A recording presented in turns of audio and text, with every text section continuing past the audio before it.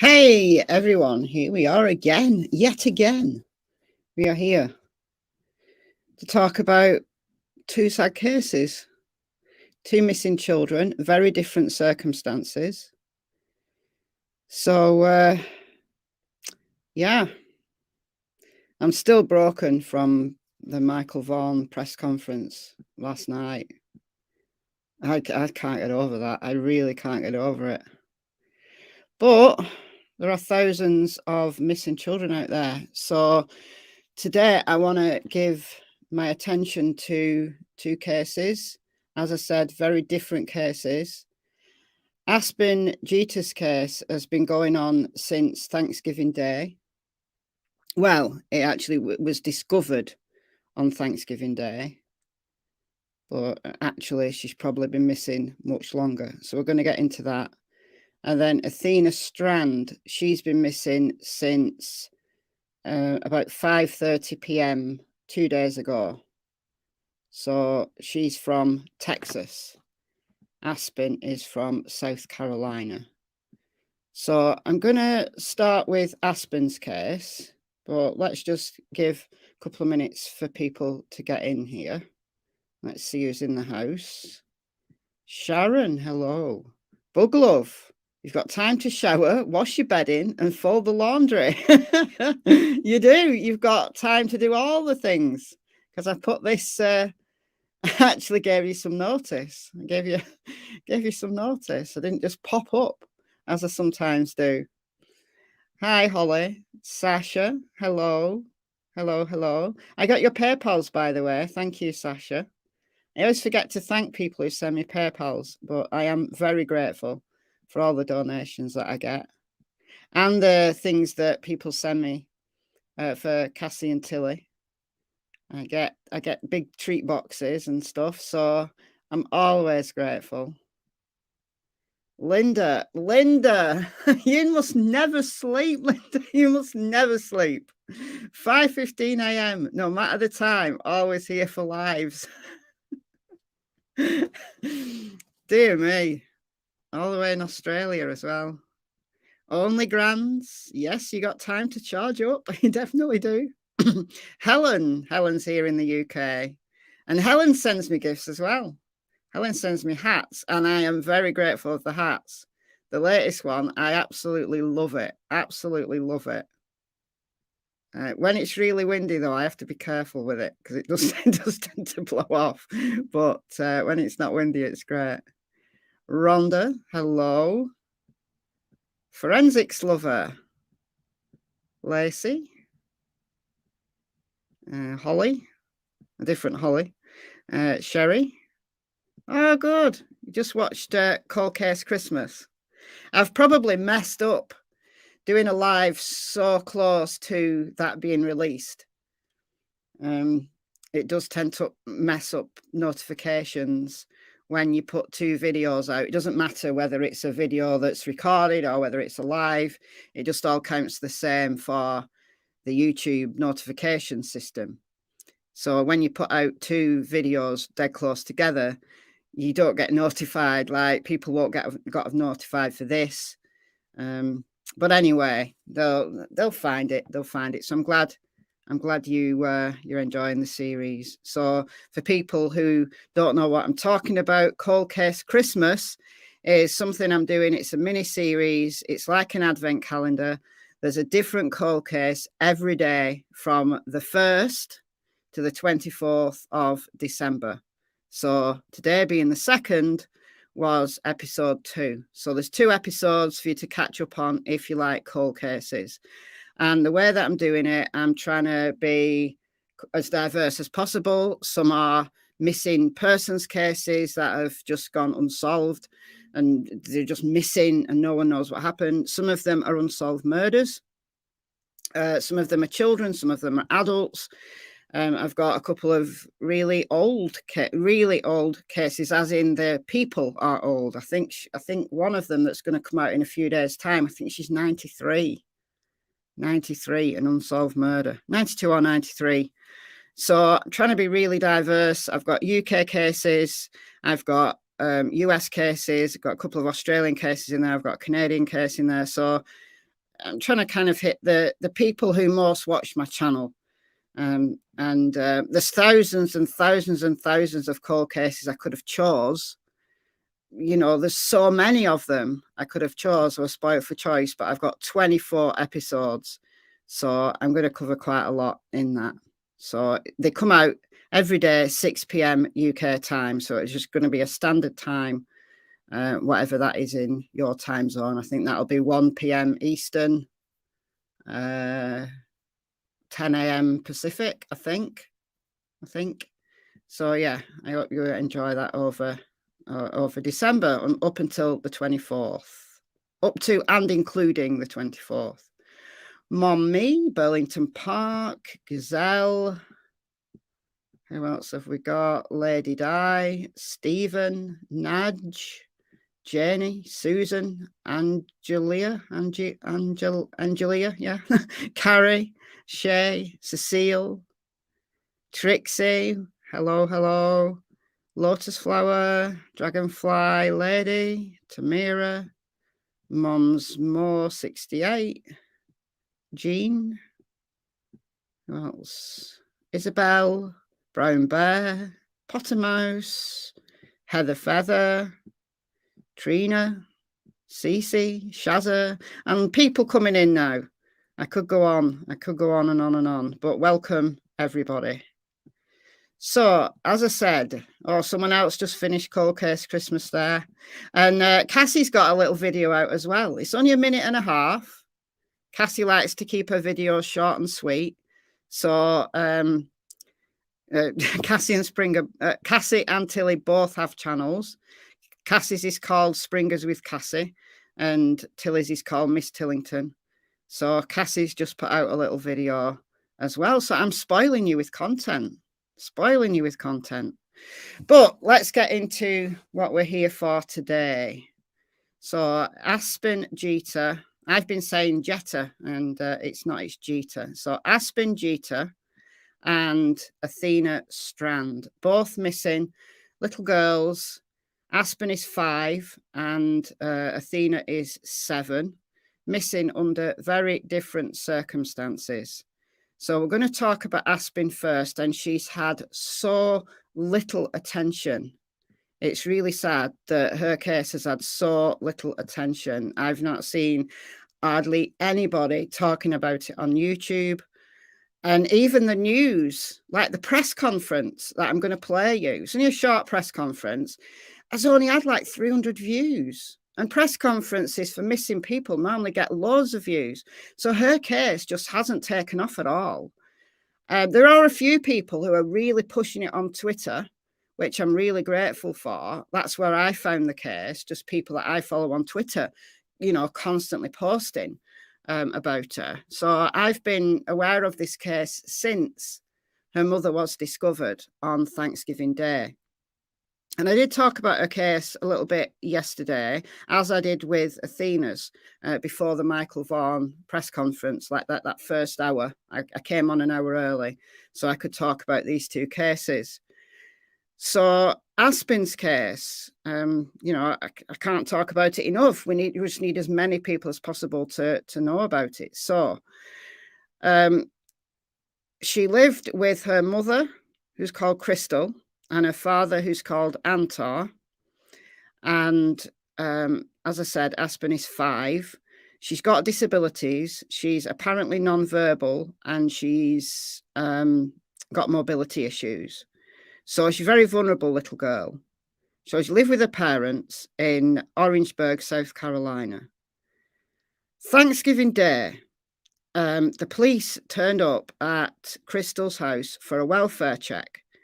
Presumably, I do have an image of her. Yeah, I do. I do indeed. There you go. That's, I was going to share it. That's Aspen with her dad. Her dad's also missing, but we'll get there. We'll get there. So Thanksgiving Day, police called out to Crystal's home for a welfare check, presumably because her family hadn't heard from her. That's what I'm assuming. And Crystal was found in the home deceased, very deceased, like in a severe case of decomposition. Severe case of decomposition. And Aspen was nowhere to be found. So at first, when I first heard this case, I thought, oh my word, you know, like her mum's died. How long was she in the house with her dead mother? And did she get out of the house to, you know, to escape, or what happened? What happened?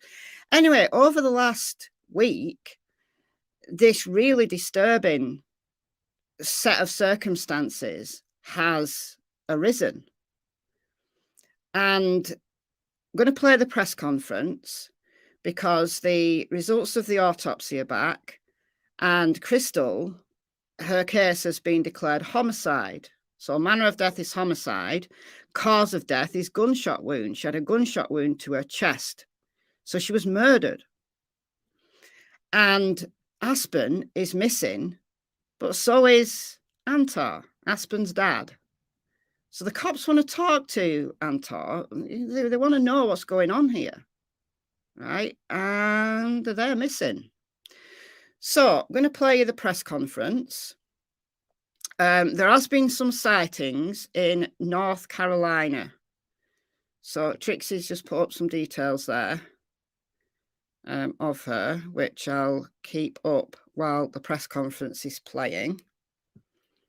Let me just get up the press conference here in the background. Okay, let's share that tab. All right, so it's only 8 minutes long.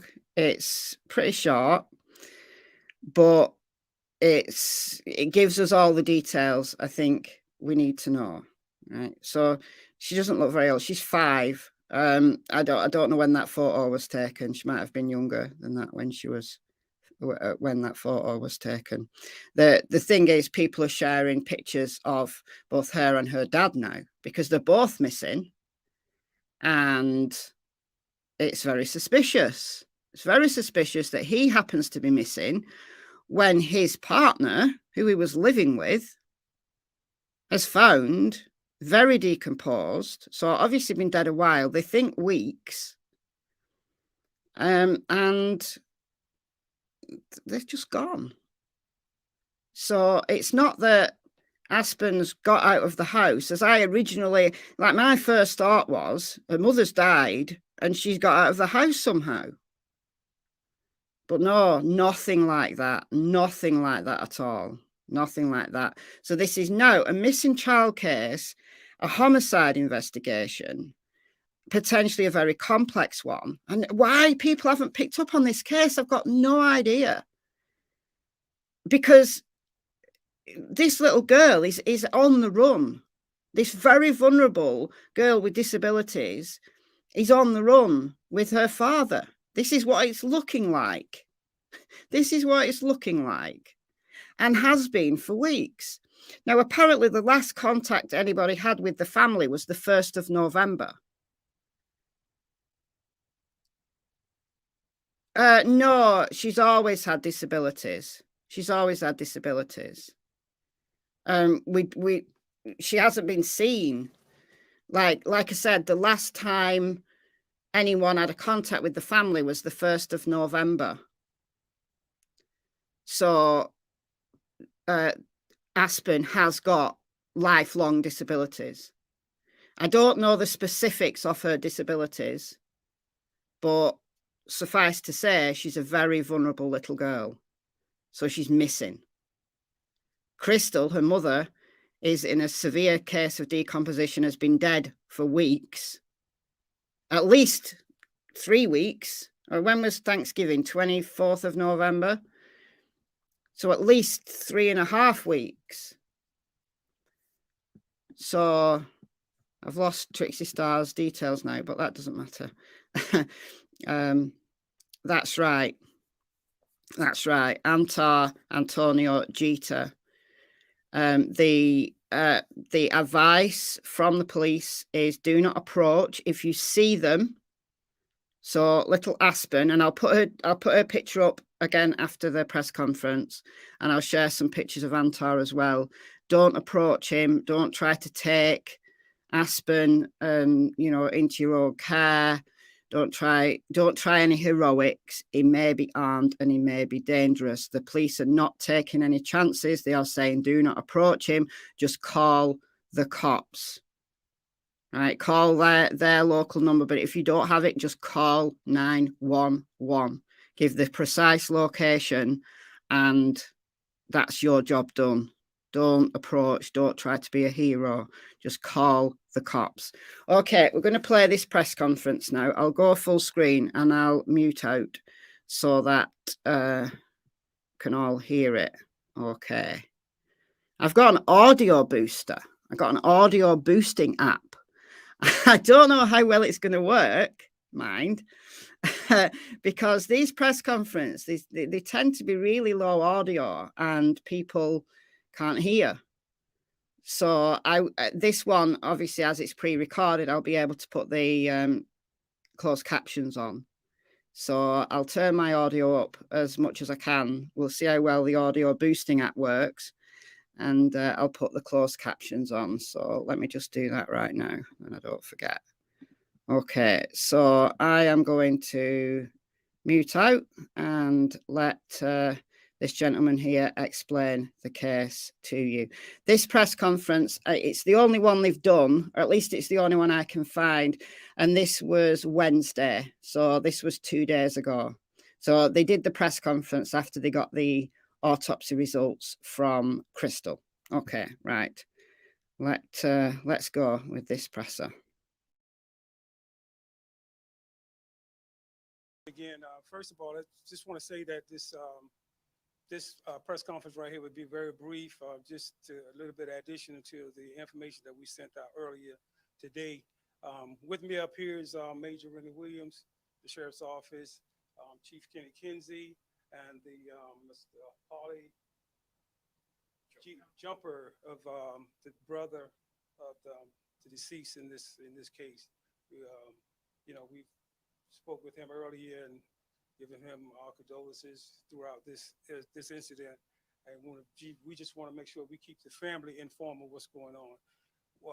What I want to say today is this afternoon is simply this: this is a very sensitive case, and I can't do anything to jeopardize the integrity of the case. Number one, what I would say is that at this point, this investigation started from day one. It started, and we just didn't sit around and not doing anything. We've been criticized by social media and different people, but I don't take that personal. It's just business for me. But my thing is this: from day one, even before we left the incident location, we have other partners involved with this investigation.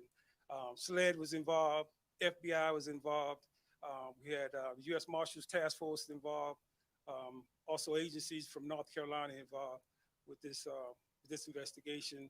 And up until this point, we also have more agencies at this point involved with this investigation. The reason why we put out information earlier today on the vehicle and the person that's supposed to be operating this vehicle is because that we found out Monday, we verified that he was actually in possession of this vehicle. So we were able to get a warrant for this person for theft of the vehicle. We also know that his daughter, which is the 5-year-old that's missing, was also with him at this time. So that's why we're actually looking for the vehicle for him with this warrant, and we also want to get this child back safely. Again, this is the daughter of the person that we are looking for the vehicle, and may have some information about this the homicide. So we want to also talk with him about that. There's been a lot of talk about information that not getting out. We want to be transparent, but we also, again, I would also say again that we want to make sure that we don't jeopardize anything in this investigation and getting this child back here and safely. Not sure if there's anything else that I'm overlooking. Oh yeah, definitely. I want to address the Amber Alert. The Amber Alert, we tried to get the Amber Alert from the second that we know that this child was not at the house. It did not meet the criteria then, and it still doesn't meet the criteria. So that's we definitely wanted to put out an Amber Alert, but it didn't meet the criteria. So that's where we at now. It didn't stop us from getting the information out. We got the information out. The only thing that was missing is that I guess the billboards or whatever on the highway. So, but we still worked with SLED and the FBI, and we got the information out at that time. I'll try to take one or two questions, but here again, this is a sensitive investigation. We've been on it. My main thing is to get this girl back home, and also, again, to keep the family informed. You know, I can only imagine what they're going through at this time. So again, you know, to the media, I want to say thank y'all, because we cannot do it without you. We cannot do it. We want you to reach out and you know, put this out to everybody that you can. And I think we have a description of the vehicle. We gave you that, and we also have a tag number that we'll give you the tag number also. So like I said again, I'll try to answer one or two questions. And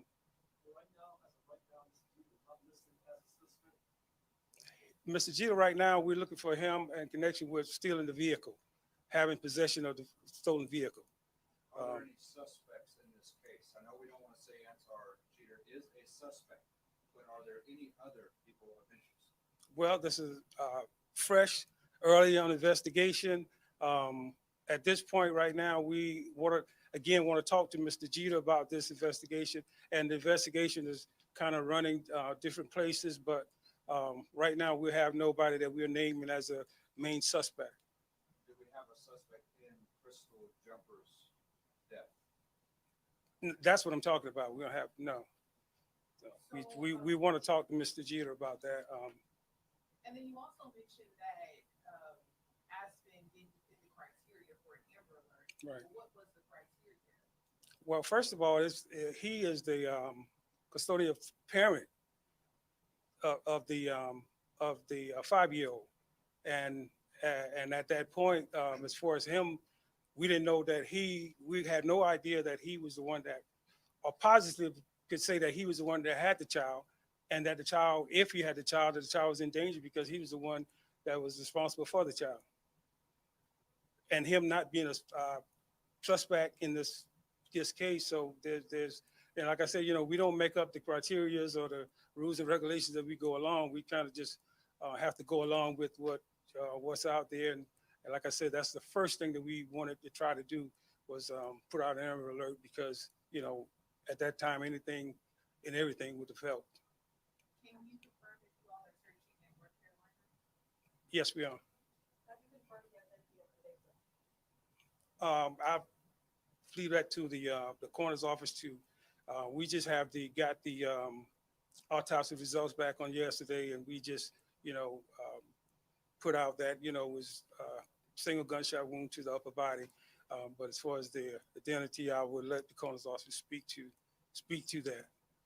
But yes, we are searching in our main concentrated areas for the last few days was North Carolina, right?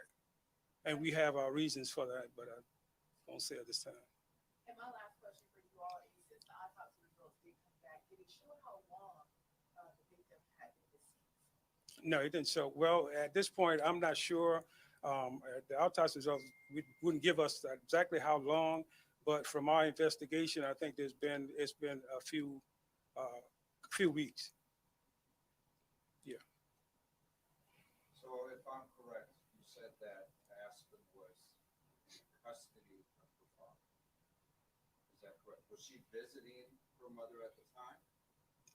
From my understanding, they were both at that time living there. Both of them were staying there, Aspen and the father.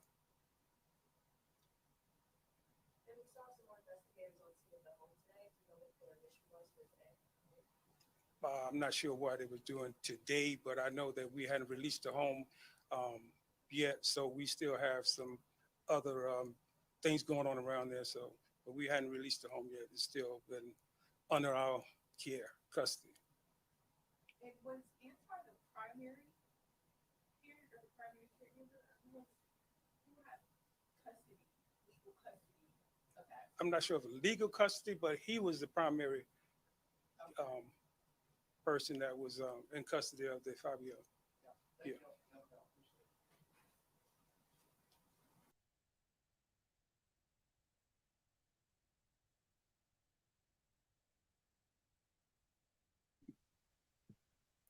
Okay, guys, I'll turn my audio down now for people who requested it. Believe it or not, the audio boost was on full volume, and it was on full volume. It was a very bad audio for this press conference, so nothing I can do about it. All I can do is try to boost my audio this end and put captions on. So it didn't really tell us very much. I noticed people in the chat were saying that his body language was off. I think he was very nervous. He didn't even give his name. He didn't even give his title. Right, so we were assuming this is the sheriff. But yeah, it was like the reporters asking questions. You couldn't hear all the questions that were asked, but they were kind of drilling down on the information that we really needed. He wasn't really going to give very much information. He had to be reminded to talk about the Amber Alert. So yeah, never instills you with very much hope when a press conference isn't very well organized. But obviously that's just my opinion on that. No, this is regarding Aspen Jeter. So I'll put Aspen's details back up here. This is Aspen. We're going to go on to Athena shortly. You liked him, Army Mom. I'm not saying I disliked him. I'm just saying that it was a bit, he seemed very nervous. He perhaps just needed some notes with him or something. You know, I don't know. But the reporters asked the right questions and got the information out. It's just a shame we couldn't really hear the reporters, what they were asking. I could hear most of what they were saying, but I appreciate that not everybody could. So that was from, what was that from? That's News 19 WLTX. I'll put that in the description box after, and I'll put it in the chat now so you can go and listen to that press conference again if you want to try to glean more from it. You can do that. And it's only had, now bear in mind, this was out on Wednesday. This was a press conference from Wednesday. It's only had 259 views. That's how little this case is receiving attention-wise. And if I just switch back to this tab for a second, these are all the search results for Aspen's case. So the press conference comes up first. I've just searched Aspen Jeter here in the search bar. The press conference comes up first and still only had 258 views. Well, it's 259 now. I played it. You know, 4 days ago, 1,000 views. I mean, you know, missing child cases. If you think about how many views Summer Wells videos would get, Michael Vaughan never got anywhere near the same amount of views as Summer Wells until recently. And I know it's not a competition in terms of, you know, who gets the most views, who's the most popular. That's not what I'm trying to say here. I'm saying that this case has had virtually no attention on YouTube. And I've not seen anybody talking about it. I'll search here for the last 24 hours. So today, we'll do today. So that's me. I come up first hit. Aspen Jeter and Athena, because I'm live right now. That's a news channel that's had no views. That can't be right. That can't be right. New details in the search for Aspen Jeter 20 hours ago, 13 views. Look, guys, 13 views. 20 hours ago. Someone here talking about missing Aspen Jeter. Mom's death, homicide. So there's a homicide case and a missing child case running along in this very same case. 52 views, 10 views, 5 views, 2 views. Come on, guys. What's going on? Why is this little girl not receiving? Why is this little girl not receiving the attention? Look at that. I mean, right, a Summer Wells video, let's say, and I'm not the most popular channel on YouTube, but 52 views I'd get in 10 minutes easily if I put a Summer Wells, even if I put a Summer Wells video out right now, and her case, not a lot of people talking about it anymore, but right now, if I put a Summer Wells video out right now, it would get 52 views in 10 minutes easily. But these are mainly news channels that are sharing this. There's a handful of YouTubers that have picked up on it. But like I said, I'm getting all my information from Twitter. I've been following this case since Thanksgiving Day when it hit. I think it was someone in South Carolina started sharing it. Like, this is near me kind of thing. You know, this is local to me. And a few Twitterers have been posting daily updates. When did she go missing? We don't know, Lola. This is the problem. We don't know. We don't know. So here's the story. Here's the story for those just coming in. Dragonfly Lady nailed it. What did Dragonfly Lady say? That's just awful. Well, I think we know the answer, Michelle. I don't want to say. I don't know. Anyway, okay, so for those who are just coming in and have never heard of this case, I did talk about it yesterday, but it was before the press conference, and I think most people who came in for Michael Vaughan's press conference only came in just before the press conference started. They didn't kind of come in for the first hour. And some people did, obviously, but so what happened? Aspen, she's 5 years old. She's 5 years old. She's got disabilities. She's a very vulnerable little girl. Thank you, Cecile, for the $4.99. Michelle knows all the audio tricks. It was someone in the chat that told me, said get an audio booster. So I bought an audio boosting app, and it is working. Honestly, I played a film on Netflix earlier, and the audio boost was like booming. It was literally booming.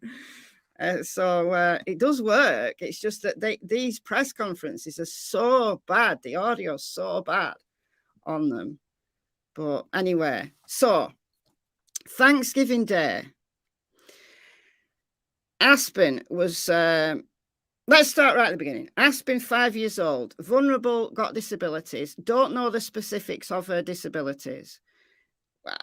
It's been said on Twitter that she's non-verbal and she's got mobility issues. I don't think she walks very well, but I don't know what condition she's got. But these are lifelong disabilities. It's not something that's just happened. She lives with her parents in Orangeburg, South Carolina. So you heard the sheriff there saying that Antar, who is Aspen's dad, is the primary custodian. Now, I don't know whether he meant that they were like he was the primary with the mother, like they were both primary custodians, like they shared custody, but they were living in the same house. So one of the reasons why her case hasn't fulfilled the criteria for an Amber Alert is because she hasn't been abducted. They believe she's with her dad. How do I have time to watch Netflix? I don't know. I don't know. I actually fell asleep during the film, even though the audio was booming. I fell asleep. So I'd not had very much on today. So I have had a very quiet day. So that's why I have time to watch Netflix today. Okay, so she's not been abducted. The reason she's missing is because her dad has taken her, but because her dad is the custodian of her, she's not been abducted. Okay, so Thanksgiving Day, the police got a call, presumably from a family member, asking for a welfare check on the family because they'd not been heard from. And this is Thanksgiving, so you kind of think, well, why haven't they been in touch? It's Thanksgiving, you know, I'm trying to get in touch with them. I don't know what their traditions are for Thanksgiving, but Thanksgiving Day, the cops went round, got into the home, and there is Crystal, who is Aspen's mother, dead, very dead. I mean, seriously decomposing. That, you know, not just died a long time ago. And the reason why the press conference was called on Wednesday was because they got the autopsy results back. And they've now, based on the autopsy results, declared this a homicide investigation. So this isn't just a case of mum died of natural causes and Aspen somehow getting out of the house and gone missing. This is a homicide investigation. And yet, I'm going to share this again. And yet, no views. 13 views, 52 views, 10 views, 5 views, 2 views. I mean, come on.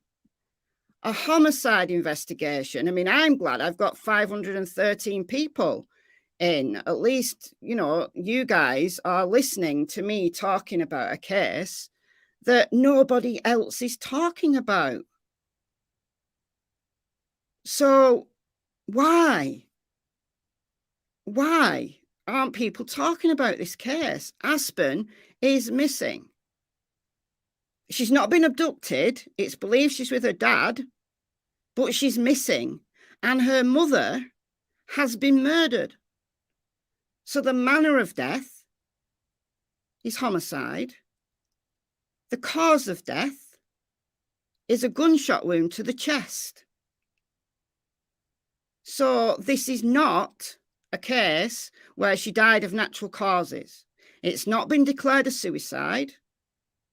It's not. It's a homicide investigation. But they don't know how long she's been dead. Well, they think she's been dead weeks. Now, the last time anybody heard from the family, now I don't know whether this was heard from Crystal or whether this is heard from Antar, was the 1st of November. Crystal might have been dead on the 1st of November. She might have been dead weeks, seriously, severely decomposed inside a house. That is weeks. That is weeks. This is not a dead body that's been left out in the open air where wildlife can get at it, where insect activity can basically eat it up. This is inside a house.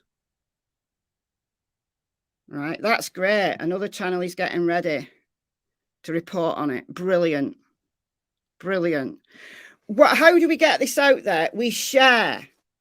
We share every single post that has been made about this case. Share this video out. Share any other channel that you see talking about it. Share that out.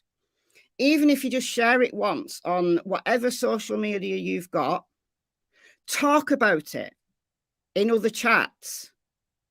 If you watch lives regularly, talk about Aspen so that hopefully the channel creator will see people talking about Aspen in their chat. And they'll say, because I very often, like Helen mentioned Paris Bennett in the chat yesterday, and I'd never heard of that case. I asked my son, because he watches true crime, like he's 20, going on 50, he watches true crime. And I said, have you heard of Paris Bennett? He went, yeah, it's on Netflix. I've seen it on Netflix. Oh, right, okay. So if you mention Aspen Jeter's name in chats, the creator will see it and pick up on it. And maybe that creator will do a video on it. If you're on Twitter, find posts on Aspen and share them. If you're on Facebook, if you're in Facebook groups, if you do Reddit or Discord or any other social media, talk about Aspen. That is how you get the name out. Because this is not going to get out without people doing this. People haven't picked up on this. It's not going to get out otherwise. Paris Bennett. Paris Bennett was a boy, I think he was 11, and he wanted to get back at his mother, so he killed his sister to get back at his mother. So, yeah. It's in the New York Post, yeah, but it's not on social media. Like, it's in the media, but just think how much a story, once it hits social media, once it's shared hundreds of times on YouTube, once it's shared hundreds of times on Twitter, the major news stations pick up on it. Like the national news stations pick up on it. And it puts pressure. It puts pressure on law enforcement to work harder. It puts more eyes on the case. Now, there have been sightings of Antar and Aspen. When was the mother's body discovered? Thanksgiving Day. So that was last Thursday, wasn't it? So 24th of November. So 8 days ago.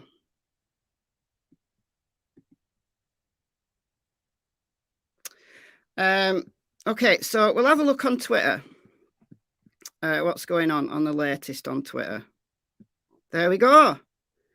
Not enough eyes on this poor girl's case. 5-year-old Aspen Jeter is missing after her mother was found deceased in the house. The father is also missing.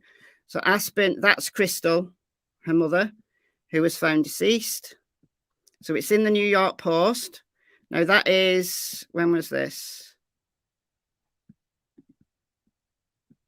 So that's November 29th. So even though it's been in the New York Post for the last, 3 days, still hardly any people are to reshare now, because I messed that up. Even though it's been in the New York Post on November 29th, you've seen just how low the views are on Twitter, on YouTube. Right.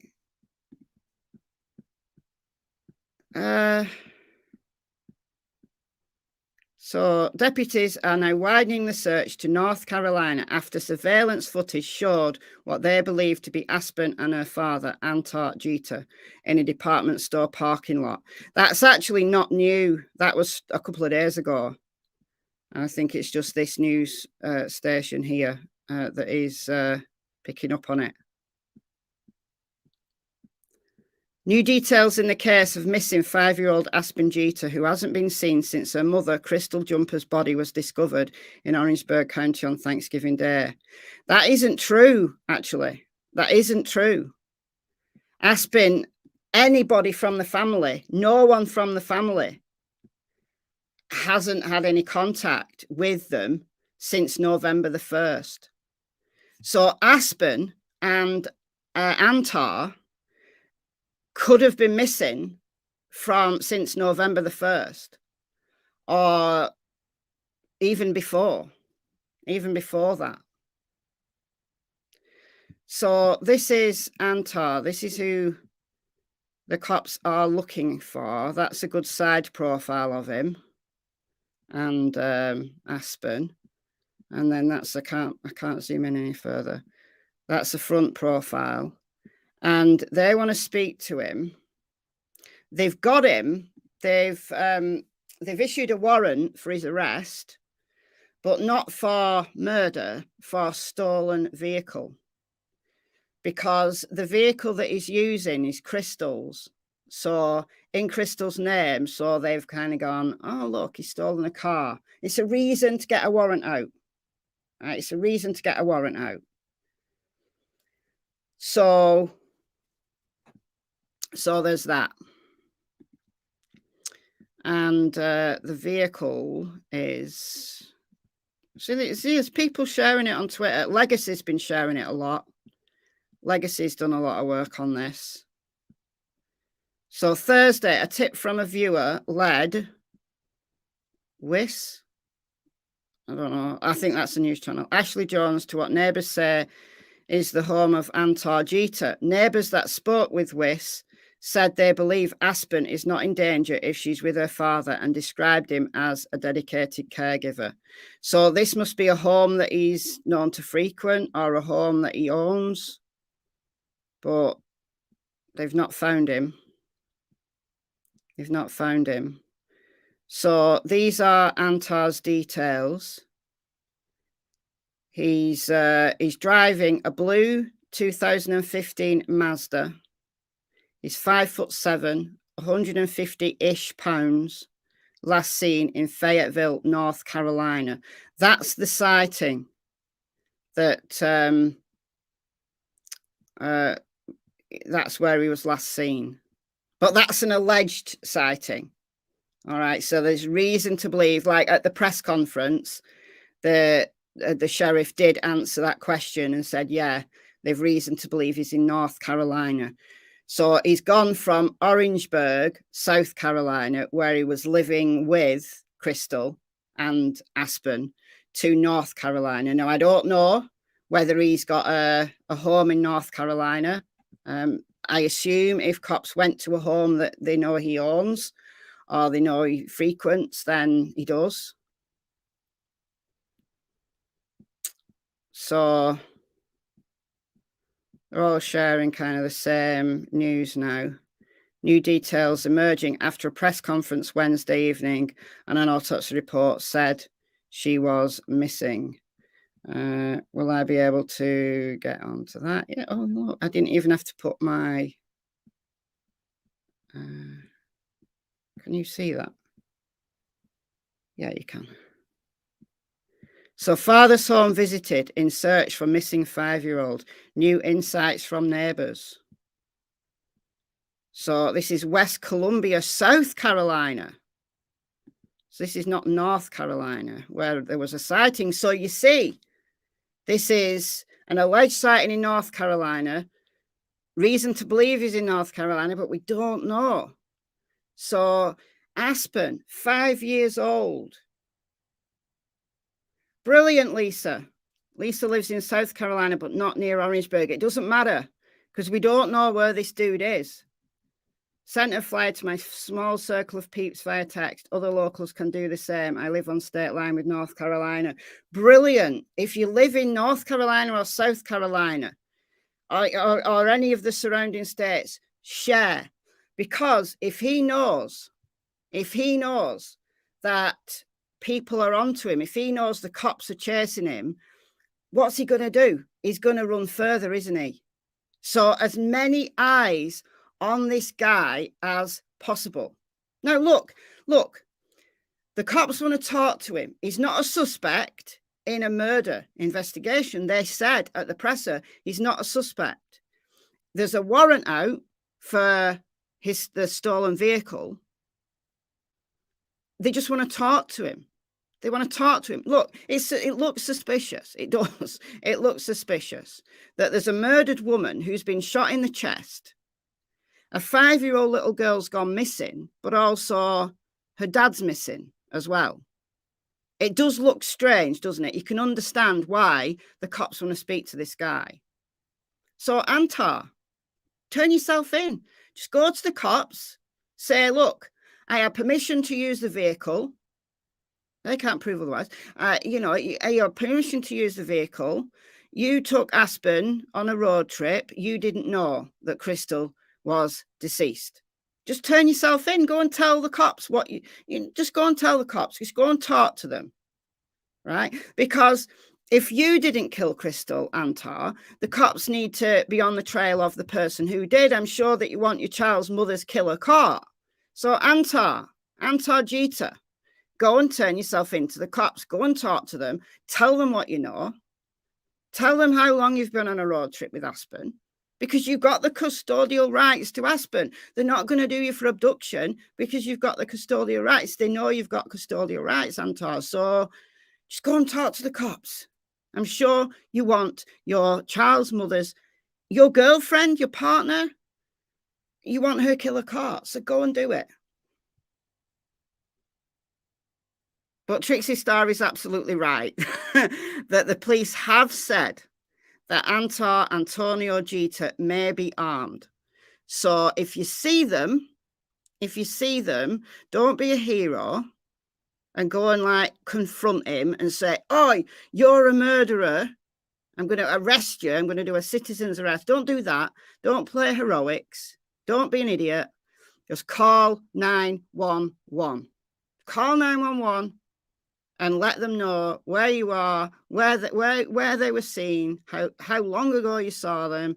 Just go and tell the cops. That's all you need to do. So Thursday, the home of the father of missing 5-year-old child was visited by investigators. A tip from a viewer led Ashley Jones to what neighbours say is the home of Antar Jeter on Luhan Lane in West Columbia near the Lexington Medical Center. So during the press conference on Wednesday, Ericsburg County Sheriff Leroy Ravenel, see, I didn't even know his name. He didn't even tell me his name in the presser. So his name is Leroy Ravenel, said he knew nothing about Antar Jeter's residence in Lexington. A neighbor told Jones she tried repeatedly to speak with law enforcement, but never heard back from investigators. I've not got a good feeling about this. I've not got a good feeling about this investigation, I've got to tell you. That changed Wednesday evening when the woman said law enforcement reached out and told her deputies would investigate the home. At least one deputy from Orangeburg County was seen knocking on the doors Thursday. Neighbours that spoke with WIS said they believe Aspen is not in danger if she's with her father and described him as a dedicated caregiver. He might well be. He might well be. No one's accusing him of child abuse. No one's accusing him of abduction. He's got custody of his daughter. Nobody's accusing him of being a bad father. They just want to talk to him, that's all. They told Jones that he'd lost his job caring for her. Interesting. Aspen is wheelchair bound and cannot walk or talk. Neighbours said they were often spotted taking strolls through the neighbourhood. After losing his job, Jeter allegedly would often ask for money to help feed her. That's a red flag. When asked about the relationship between Antar and Aspen's mother, Crystal Jumper, She used to live here with him years ago. Oh dear. I know they split up. She moved out and she moved back. Now we know to Orangeburg. But my understanding, she spent a few nights with him here a few weeks ago in October. And she was, you know, here and there. But mainly it was just him and his daughter. So he was the primary custodian. So she was living with him. She was living with him. Aspen was living with him. And then the mother was either staying at Antar's home or going back to her own home. But the cops has reason to believe that they were living together. So they may have been flitting between his home and her home. Who knows? So the last time the neighbours saw him at the home in Lexington was the week of Thanksgiving before Jumper's body was discovered in Orangeburg. So according to this is interesting. According to neighbours, he was at his home in Lexington the week of Thanksgiving. So that's where he's been staying. Don't know. True Crime Utah. Don't know. You see, these are just the little nuggets that have started to come out. And this is obviously all alleged. This is according to a neighbour who's spoken to the media. So is the neighbour getting the story right? Is the neighbour a very close friend of his? We don't know. Or is that something the neighbour heard? Is this second, third-hand information? We don't know.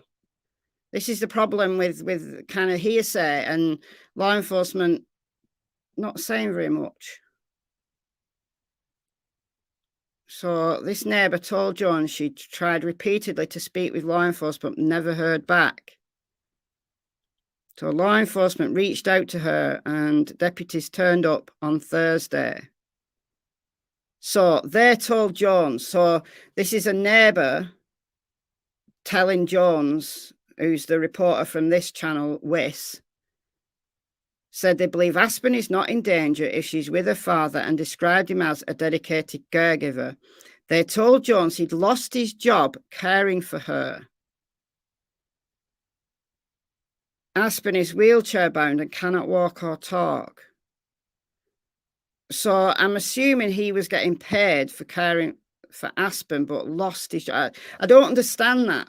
I don't understand what that means. But again, this is just an allegation told to a reporter by a neighbour.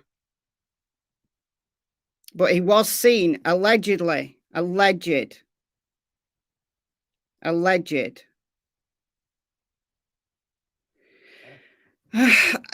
Lisa, you're asking good question.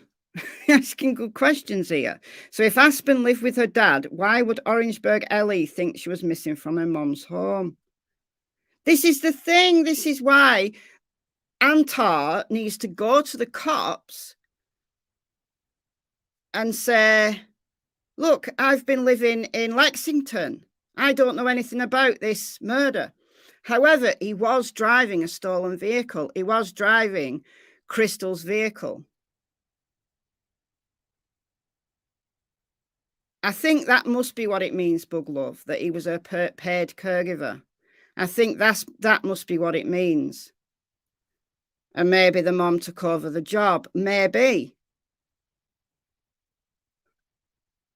So it sounds like the child had disability from SSI.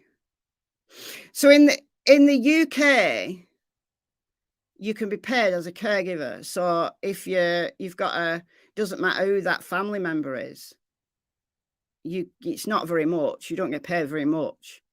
I think it's called carer's allowance, or at least it used to be. So I'm assuming it's a similar system in the UK. Okay, thank you, Cook 13 Doodle. US Medicare program, or Medicaid, sorry, offers eligible caretakers a monthly stipend. So that must be what it is then. And then Lisa says, I think he lost his job because he had to care for her full time. Okay, that could be the other way to read it, couldn't it? That he lost his job. He had a job, not as a caretaker. He lost his job, but because he was having to care for Aspen. So he couldn't do his job, so he lost it. So we don't know. It's a bit vague, and it is only an allegation from a neighbour. It's not very much, is it, Pink Fan? Carer's allowance. Thinks it's only £60 a week. I know it's not very much.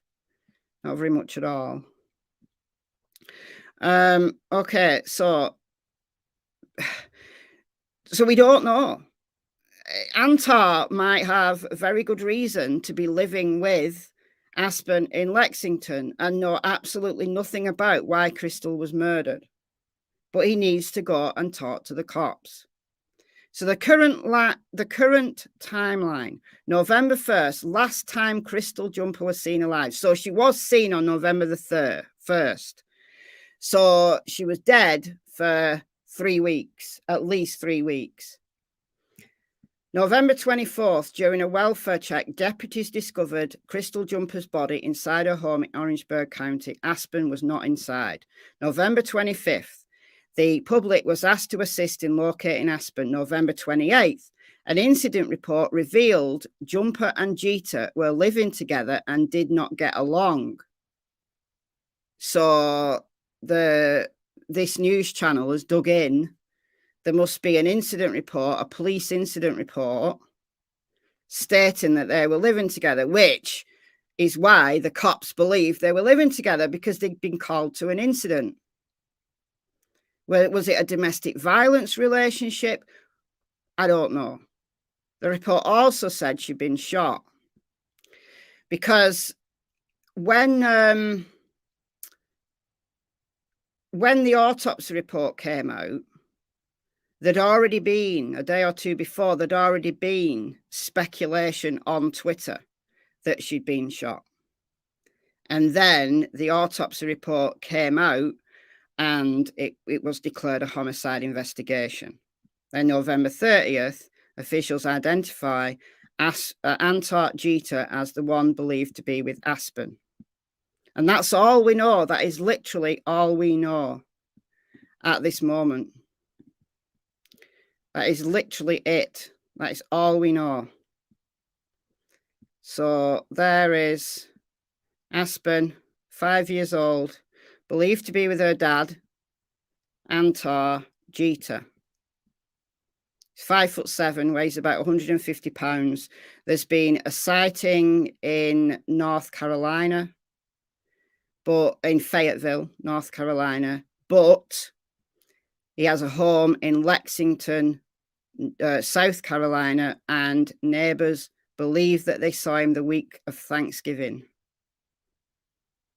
They also say if you see them, there's no reason to believe that Aspen is dead or has been harmed. They believe she's with her father, but he is wanted for questioning. He's not a suspect. He's just wanted for questioning in a homicide investigation of Aspen's mother. There is a warrant out because of the stolen vehicle that is believed to be driving, which is a 2015 Mazda. Can I get the license plate? Yes, I can. Here we are. So blue Mazda 6 plate. It's a South Carolina plate. SVK760. So that's a South Carolina plate.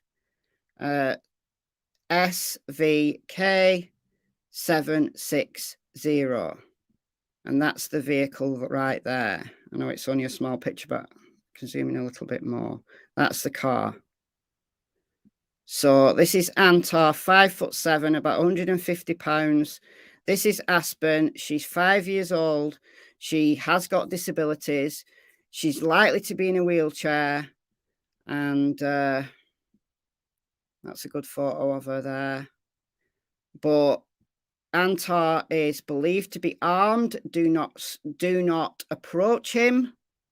Do not approach him. The cops have said, do not approach him. Call them. call 911. Call 911. There is a number here for the Orangeburg County Sheriff's Office. If you're in the area, it's 803-534-3550. Or you can call anonymously at Crime Stoppers on 1-888-CRIME-SK. But if you see them and you don't have those numbers to hand, call 911. Don't be a hero. Don't approach. Don't accuse him of murder because he's not a suspect of murder. Don't try to do anything to put yourself in jeopardy. Just call 911 and say exactly where you saw them and when you saw them, and let the cops do the rest. How can you collect money for the child if he's on the run? Don't know. Don't know. Don't know what he's doing for money.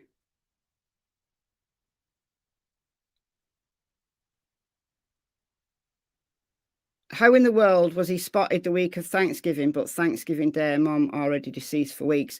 Because he was seen by neighbours in Lexington, South Carolina, at his home. Crystal was found in her home in Orangeburg, South Carolina. 2 different homes. But the cops believe they were living together. Neighbours also said that Crystal used to stay at his home in Lexington. So there's 2 different homes on the go. So that's all we know. That's all we know. I'm going to be continuing to follow this case very, very, very closely until Antar is, either he's found and Aspen is safe, and then I guess I'll be following it as a potential. Well, it's a homicide investigation, isn't it? Even if Aspen is safe, Aspen's returned, there's still Crystal's homicide that needs to be resolved. They need to find the killer. All right, let's move on now. Let's move on to Athena. So just let me get rid of some of these windows because I'll get totally confused by everything. All right, so Athena. Let me get up Athena's details here.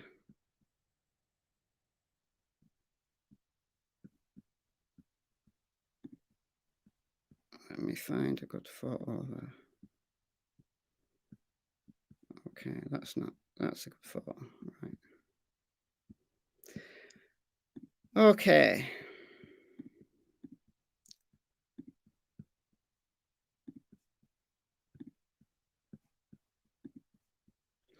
Okay, this is Athena Strand.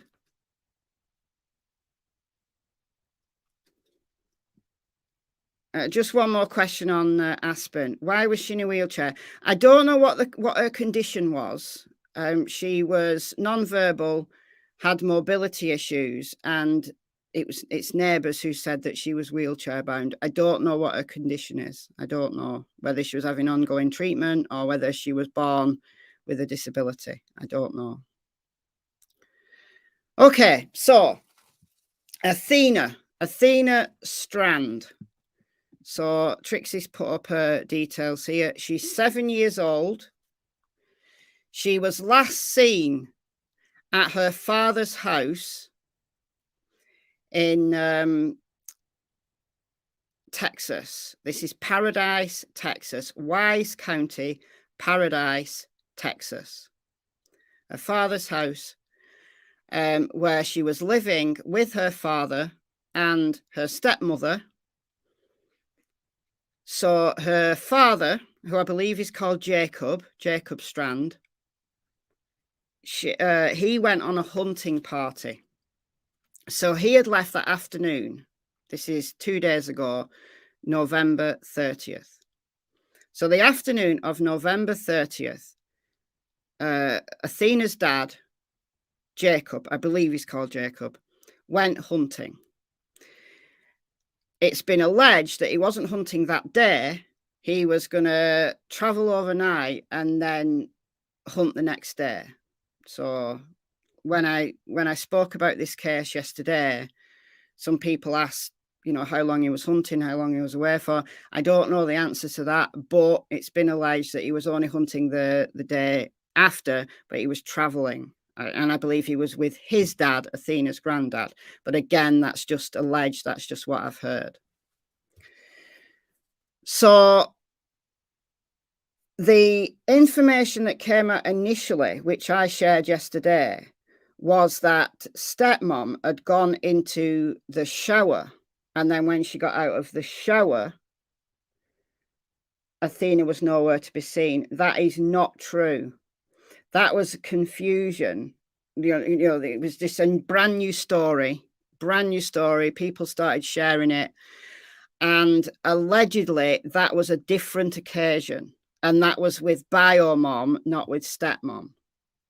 On a previous occasion, she actually used to live with her biomom, and she's only gone to live with her dad in the last few months. I think the biomom's got health problems. That's what I've heard. And she went to live with her dad. And she was due to actually go back to live with her mother, her biological mother, like this month. But again, all of this is just alleged. We've got very, very little details. Nothing's been shared as of yet from law enforcement. I do believe that they're giving an update at 2 p.m. today, Texas time. I don't know what time that's going to be my time. What time zone is Texas in? Paradise, Texas. What time zone is that in? Hold on. I can ask Google. Right, time zone. Paradise. Texas. Central time. So that'll be soon. That'll be in like half an hour. So if we can find where that is being Central time, thank you. Google told me, but thank you all. That is in half an hour. So if we can find where that is being shared, I can stream it, because I'll still be on in half an hour. 33 minutes. So if you guys can, while I'm going through the basics of the case, if you guys can find what news channel is sharing it, then I'll stream it. Because it'd be great to have check what's that? WFAA. Helen's in the UK like me. And those UK people, we know all these American channels. It's weird. Okay. WFAA.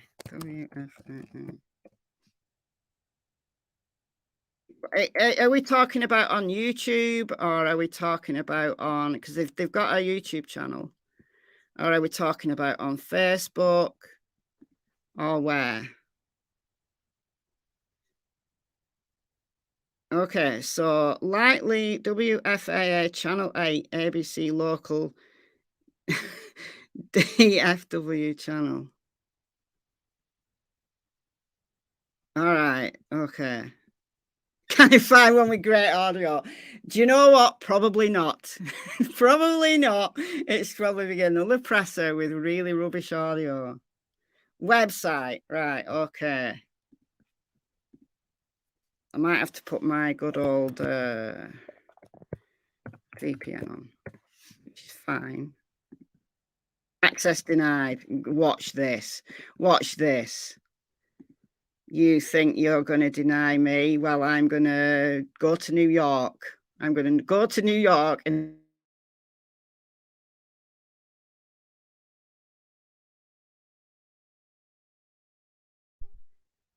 there we go. There we go. Hey, look at this. Look at this. It's up. It's up and running in the background. It just slows the computer down a little bit when I've got the VPN on, that's all. But I've got that up now in the background.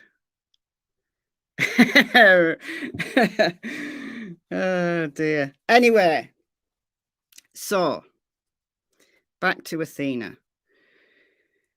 Everything that I'm going to say in the next half an hour until the press conference, hopefully it will be there. All the stations in the west are K, in the east it's W. Oh, that's why then. Oh, there you go, you see. There you go, you see. All right. So everything that I'm going to say is alleged. It's either been shared by family members or it's been shared by people who have heard from people who've heard from people. And there's a lot of allegations going around. So the first set of information is incorrect. She wasn't in the shower. Stepmom wasn't in the shower. This was a previous occasion when she was living with her biological mother, and her biological mother had been in the shower, and Athena thought she was going to be late for school, so she set off herself to go to school. So when her mother got out of the shower, Athena had gone, but she'd actually gone to school because she was panicking, thinking that she was going to be late. So that's where the shower incident comes from. So now we have fast forward to November 30th. What appears to have happened, and this has been shared by a reporter on Twitter. I don't think I saved it, but it was only a short clip saying that there'd been an argument between stepmom and Athena. And she'd sent Athena to her room. This is what stepmom's saying. She sent Athena to her room. She then proceeded to make dinner. Now, there's a toddler, little baby in the house, not brand new, but a little baby in the house. So she's caring for this toddler and she's making dinner. Dinner gets done. She goes to Athena's room and Athena's not there. So she goes outside, and the property, let me just share the property here with you. It appears that this is a house, and then there's another kind of smaller structure here. And I think there's more than one household living on this property, from what I understand. Now, it's very rural, incredibly rural. Look at this. I mean, very rural. And the property that is owned by, or at least lived on by Jacob, is about 5 acres. I think it's just short of 5 acres. So stepmom went to the aunt who's living in this vicinity. I don't know whether she's living in this property or this property. I don't know. To look for Athena there. The family members started to look for her and couldn't find her anywhere. So about 6:40, they rang 911. She also rang Athena's dad, Jacob, who turned round and came back from his hunting trip. So, like I said, he was traveling to this hunting trip, going to be hunting the day after, but turned tail and came back. So he came back. He was searching as well. And Bio Mom, she was also rung. She lives an hour and a half away. She's in Oklahoma, but she's only just over the border. And she came back. She came to Texas. So the whole family's there searching. And there's been a huge search for Athena. They've had, they started off with volunteers. They got so many people trying to volunteer. They've said now no more volunteers. There's numerous agencies, search and rescue, canines, helicopters, drones, everything, the whole works. While I was live yesterday streaming Michael Vaughan's press conference, people who were in my chat started to say, I've got an Amber Alert, I've got an Amber Alert, I've got an Amber Alert. So the Amber Alert went out about 24 hours, just over 24 hours after Athena went missing. They didn't do the Amber Alert immediately because, you know, she's a missing.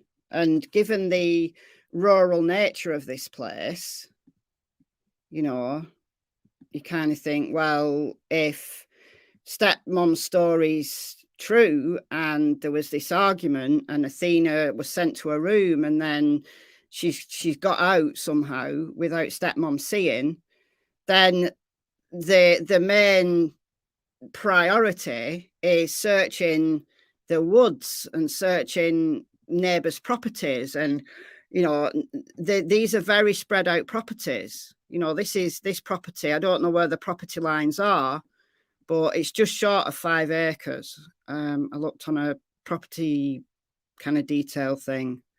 I think it was Zillow. It's a 4 point, just shy of 5 acres. So these neighbours are spread out, but neighbours have been searching, you know, the whole 9 yards. There is this pond here. When I first looked on the map yesterday, and I didn't zoom right in, I thought that was like sand. It looked to me like sand, but it's not. That's a pond. I've actually got a photo that somebody's posted of that, and it's a pond. So that's concerning because that's very close to the house. Presumably they've searched that pond. Presumably that's one of the first things they did. But she's nowhere to be seen. So just after, well, just over 24 hours after she went missing, they issued the Amber Alert. So she's now an Amber Alert case. So that's good. And yeah, so this is North Texas, just to zoom right out and show you kind of where it is in relation to the state line and everything. So you're going to show me the state line? Yeah, there's the state line. So it's North Texas. It's, I think the closest city would be Fort Worth and Dallas. So it's not a million miles away from Dallas, but it's not mega close either. And it is very, very rural. So it shares the border up there. That'll be at Oklahoma, I'm guessing. So Oklahoma up there. Yeah. So Biomom lives in Oklahoma, but only just over the state line there. So what happened to Athena? Where is Athena? Now, you didn't get the heads up, Peggy. Are you in Texas? Are you talking about the Amber Alert or not? Pretty close to you, the amazing Tiff. Well, hopefully it's getting shared like millions of times. There has been a little bit more interest in Athena's case than in Aspen's case. I found out about this case from Chasing Truth. Chasing Truth did a live yesterday afternoon, my time. But by the time, you know, I was listening to Chasing Truth and I was kind of, you know, on Twitter, and it was being shared quite a lot on Twitter by the time I went to Twitter and just searched Athena Strand. So she is getting quite a bit of interest, which is good. But it's also good that there is this update. I don't know whether it's a full-blown press conference. I don't know. It's just something that I saw that they are going to be updating at 2 p.m. So the amazing Tiff is 1 hour 36 minutes, according to your phone. Okay. It's currently 1:39 in Texas. Yeah, I've got the I've got one news channel up in the background right here. I'll share this tab here. So Wise County asked volunteers to stay away. That's the latest. Amber Alert issued. So we know all of that. Let's have a read of this. Oh, you can shut up.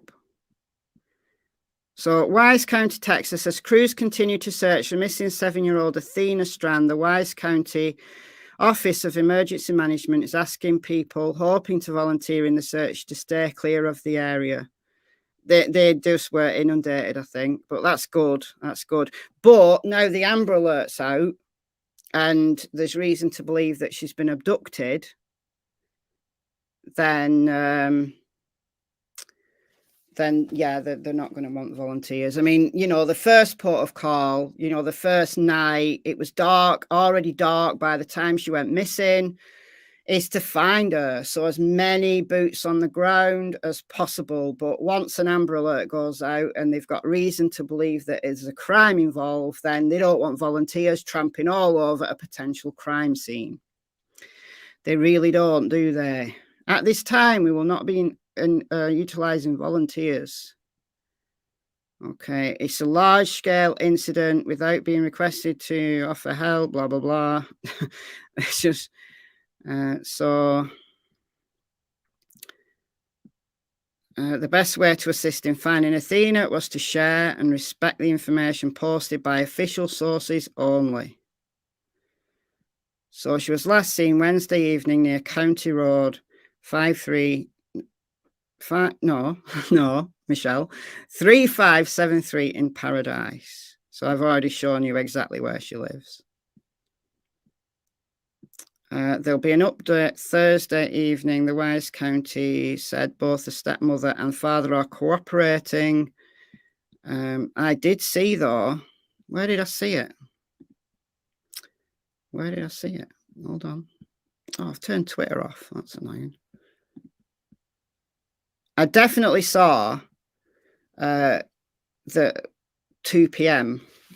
Let me just refresh this page right here. Athena Strand. Oh, here we go. You can see that, can't you? You can watch the 2 p.m. news conference. See, I said there was a news conference. I said I hadn't made that up. Right here on Fox 4 News, Central Time. Okay.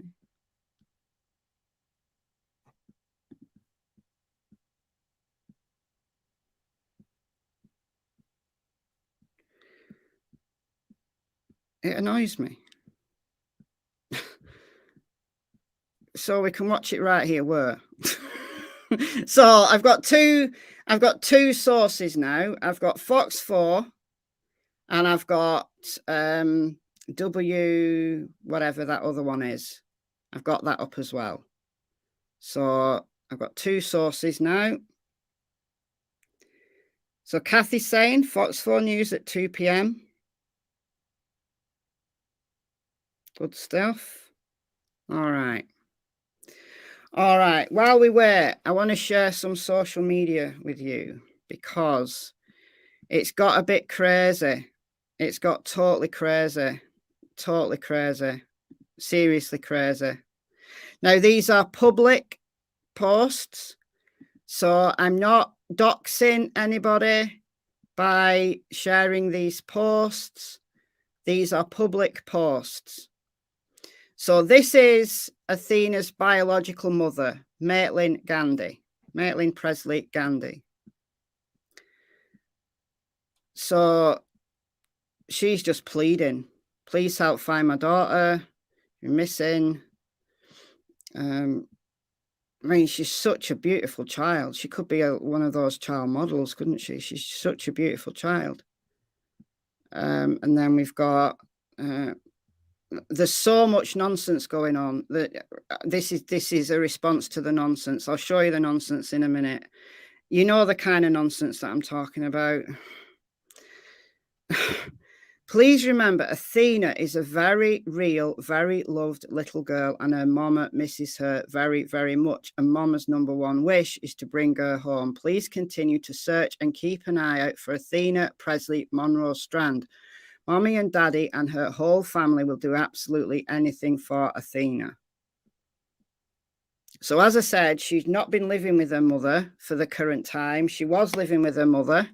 It's been alleged, I've seen, it's just out there, hearsay, that her mother's had health problems and she went to live with her dad and her dad's wife.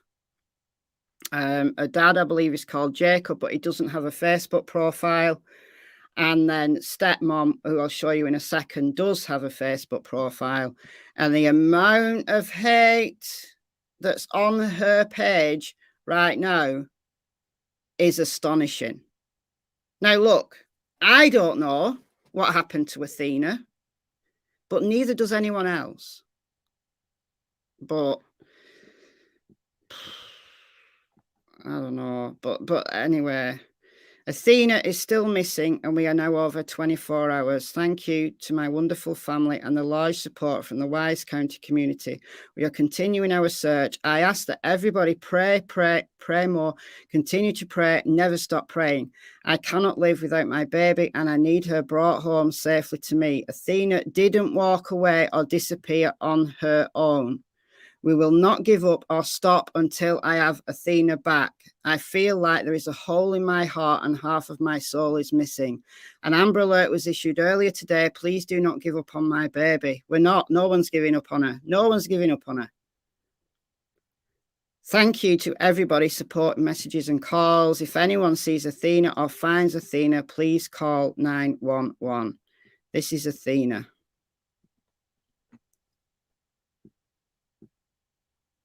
Gorgeous child, obviously very well looked after, very loved by her mother, still missing.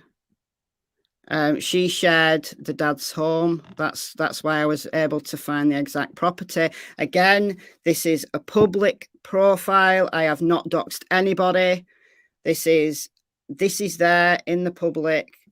But that's why I was able to find the exact property. So that was the beginning of her posting. Blue eyes, light dirty blonde hair, shoulder length, wavy to curly, 62 pounds, approximately 48 inches tall, white or olive tone skin, has a pink scar on her left jawline. You can't actually see it on the photos. I guess if you mega zoom in, you might be able to.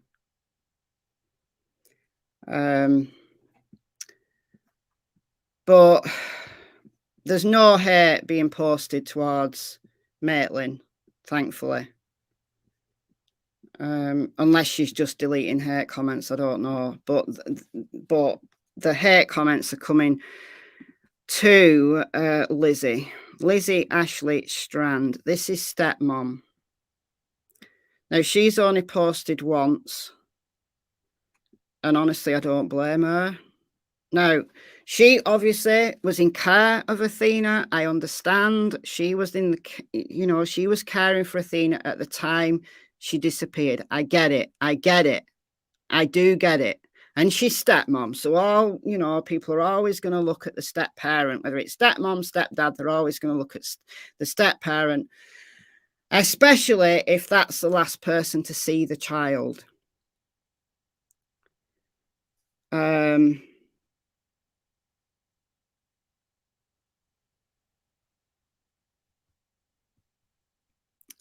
The Williams, are you behind?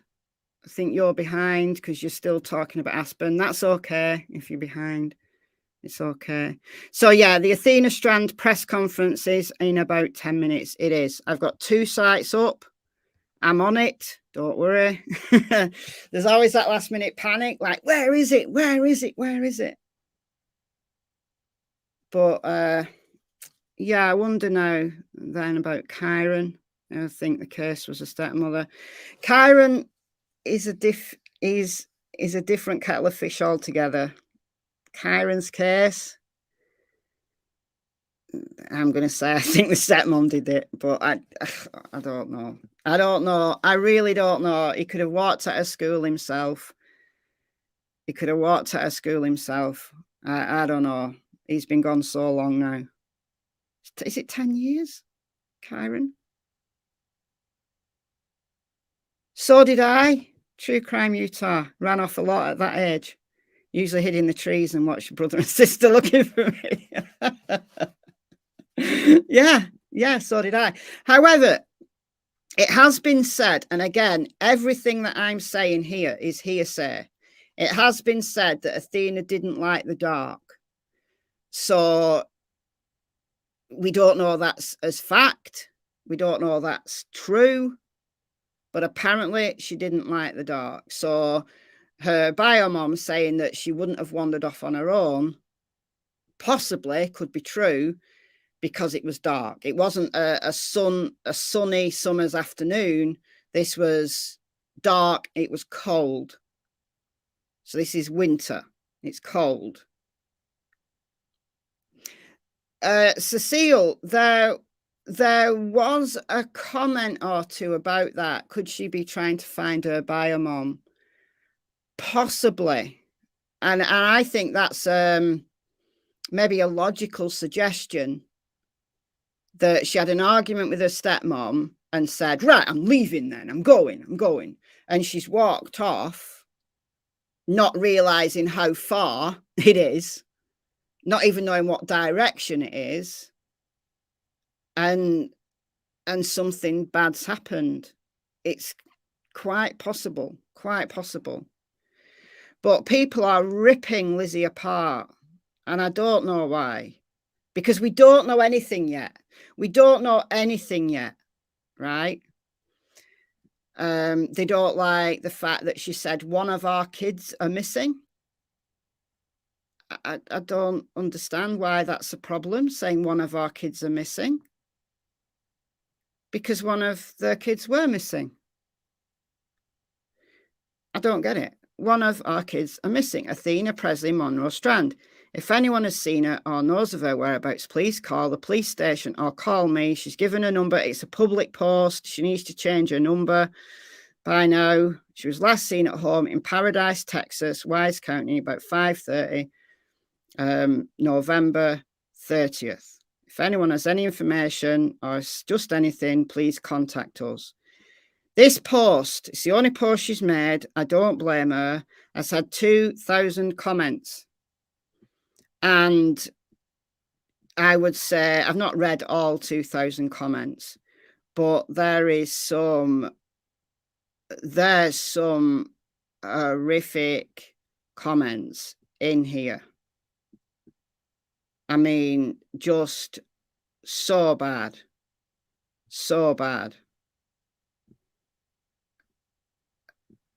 There's people sharing stuff about a dog being shot, them finding a shot dog on the property, and people have tried to say, no, it wasn't a shot dog.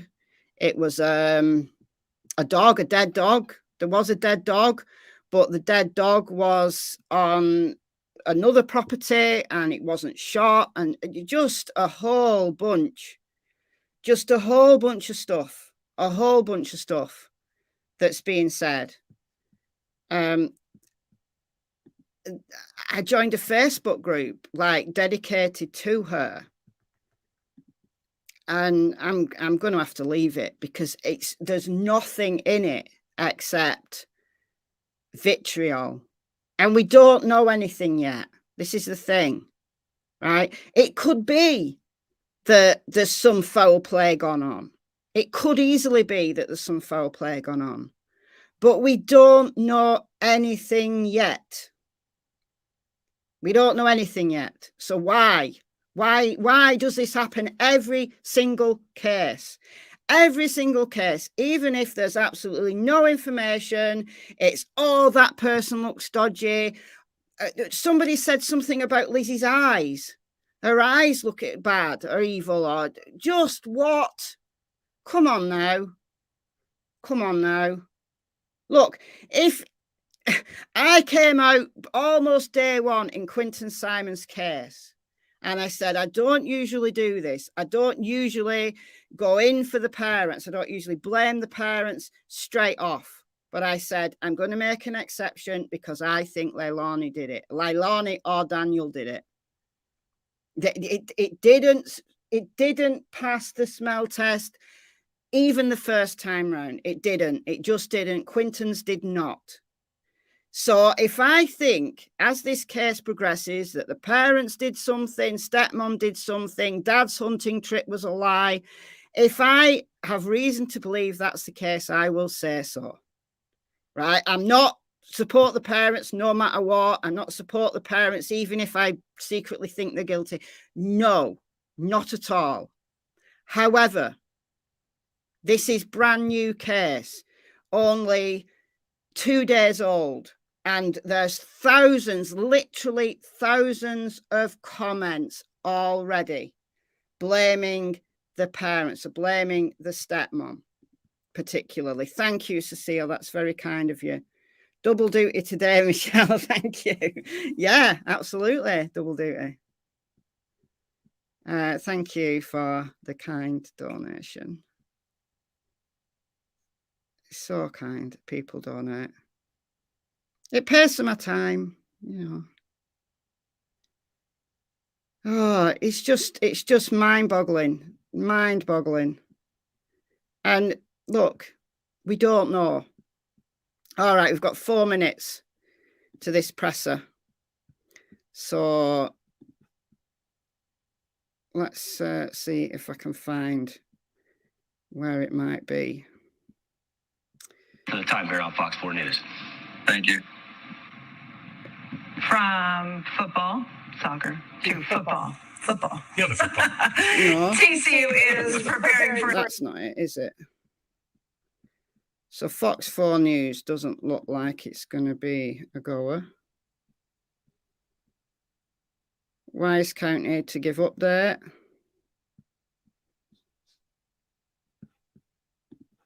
Here we go. This could be it. Hey, look at that. Look at that. So this is on Fox 4 News. So I'll put a link to this in the description after the show, but I will post it there in the chat. Absolutely, Trixie Star. My heart bled. Absolutely bled for Brandy and Tyler.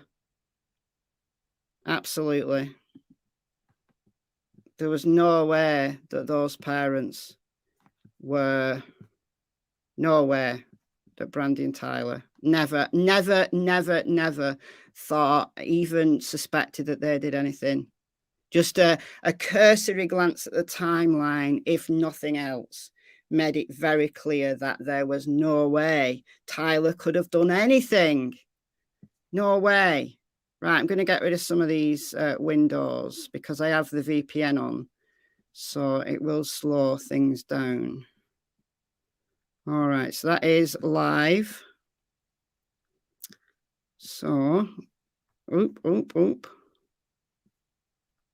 You're going to give us sound. You're going to give us sound. Sound's on. Not hearing anything as of yet. Don't think they've turned the mics on yet. I'll mute out once they start talking.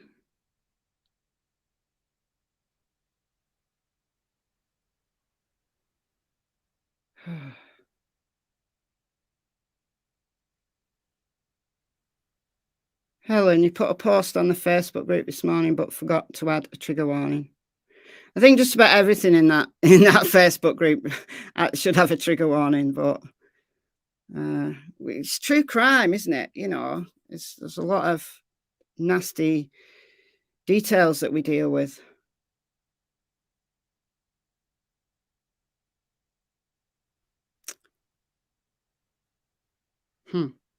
Wonder how their audio is going to be.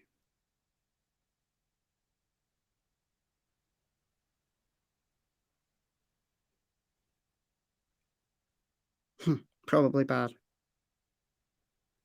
But we'll wait and see. Oh, it's an audiobook link about incels. Oh, I'll probably grab that link. I'll probably be grabbing that link.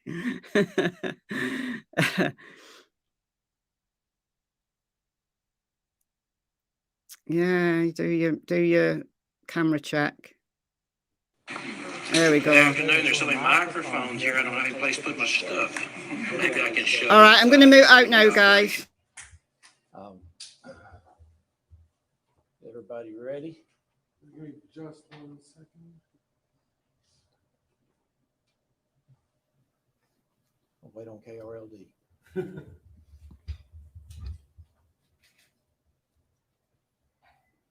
All right, I am ready when everybody else is. Everybody else ready to go? Yes, sir. Yes, sir, we're done. All right. Well, thanks for being here. And again, good afternoon. We appreciate the assistance of media because this is a pretty big deal for us at the Wise County Sheriff's Office. And I know that some of y'all have heard a lot of the information that was put out yesterday, which is still accurate. I'm going to go back through some of it because some of you may have not heard that. This is Craig Johnson. He's our Chief Deputy. He's going to help me because I know that y'all have some questions, and when you do have the questions, we'll be prepared to answer those things as much as we possibly can, understanding that it's an ongoing investigation. So on Wednesday, the 30th of November, at about 4:15, a 7-year-old Athena Strand stepped off her school bus, arriving home like she does almost every day at County Road 3573 in Paradise. At about 6:40 p.m. that same day, Wise County Sheriff's Office dispatch received a 911 call from Athena's stepmom reporting that Athena was missing. Within about, I think it was about 14 minutes, we had deputies, EMS, volunteer fire departments there, and there was a search that commenced just right away. And that search, for the most part, was that area of the house, inside the house, under the house, and then the immediate area in that 6-acre tract where they live. But they weren't able to locate the child. So later on in the night, we had THP who came to help, the EMC Emergency Management Coordinator, as well as the fire marshal, and multiple local PDs joined in and helped us in the investigation and the search. And in the nighttime, we had DPS 101 helicopter, DPS 101 and Fort Worth PD's Air One that were there. And they had thermal imaging helping to locate heat signatures on the ground. But they didn't find anything other than wildlife, rabbits, hogs, and some deer. No indication that there was any human activity out and about.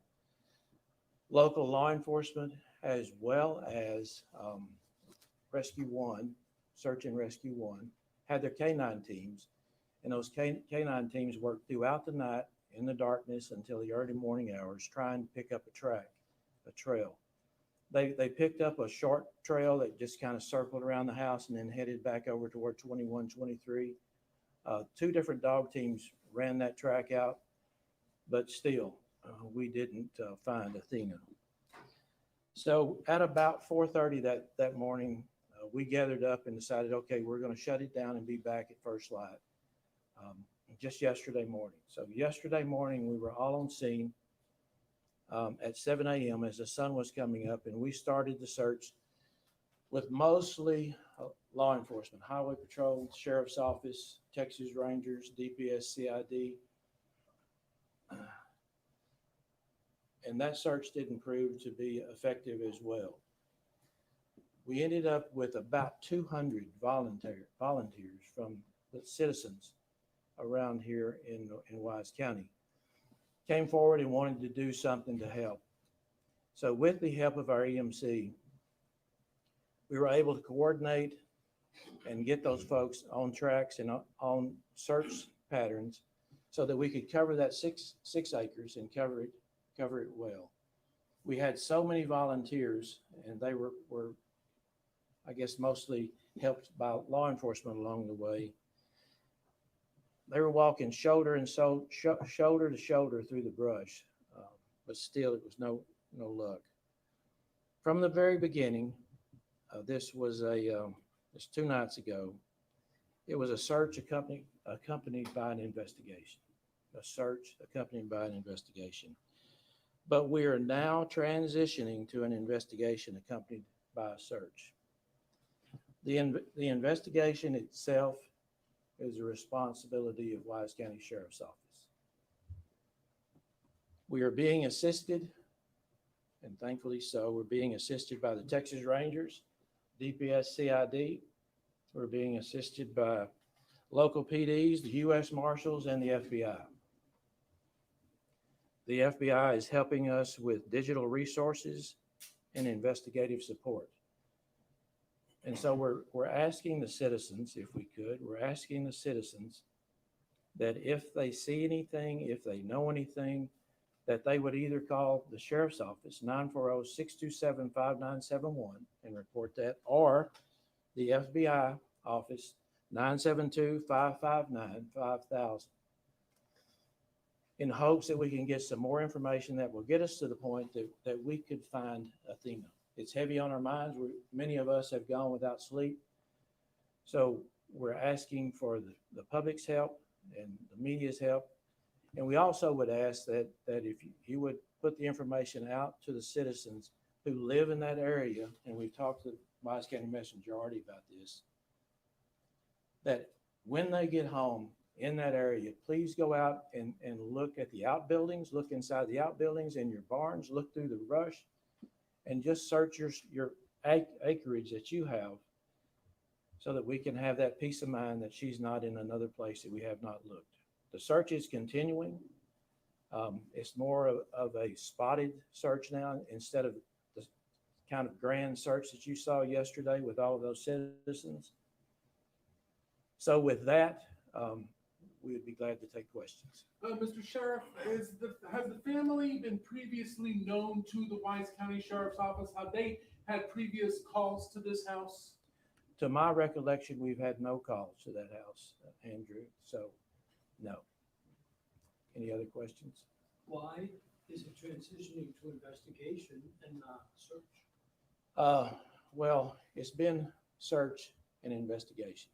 Now it's more so investigation and search because we've completed most of that search. It's covered that area that we need to cover. So we're still going to do some spot searching as information comes in.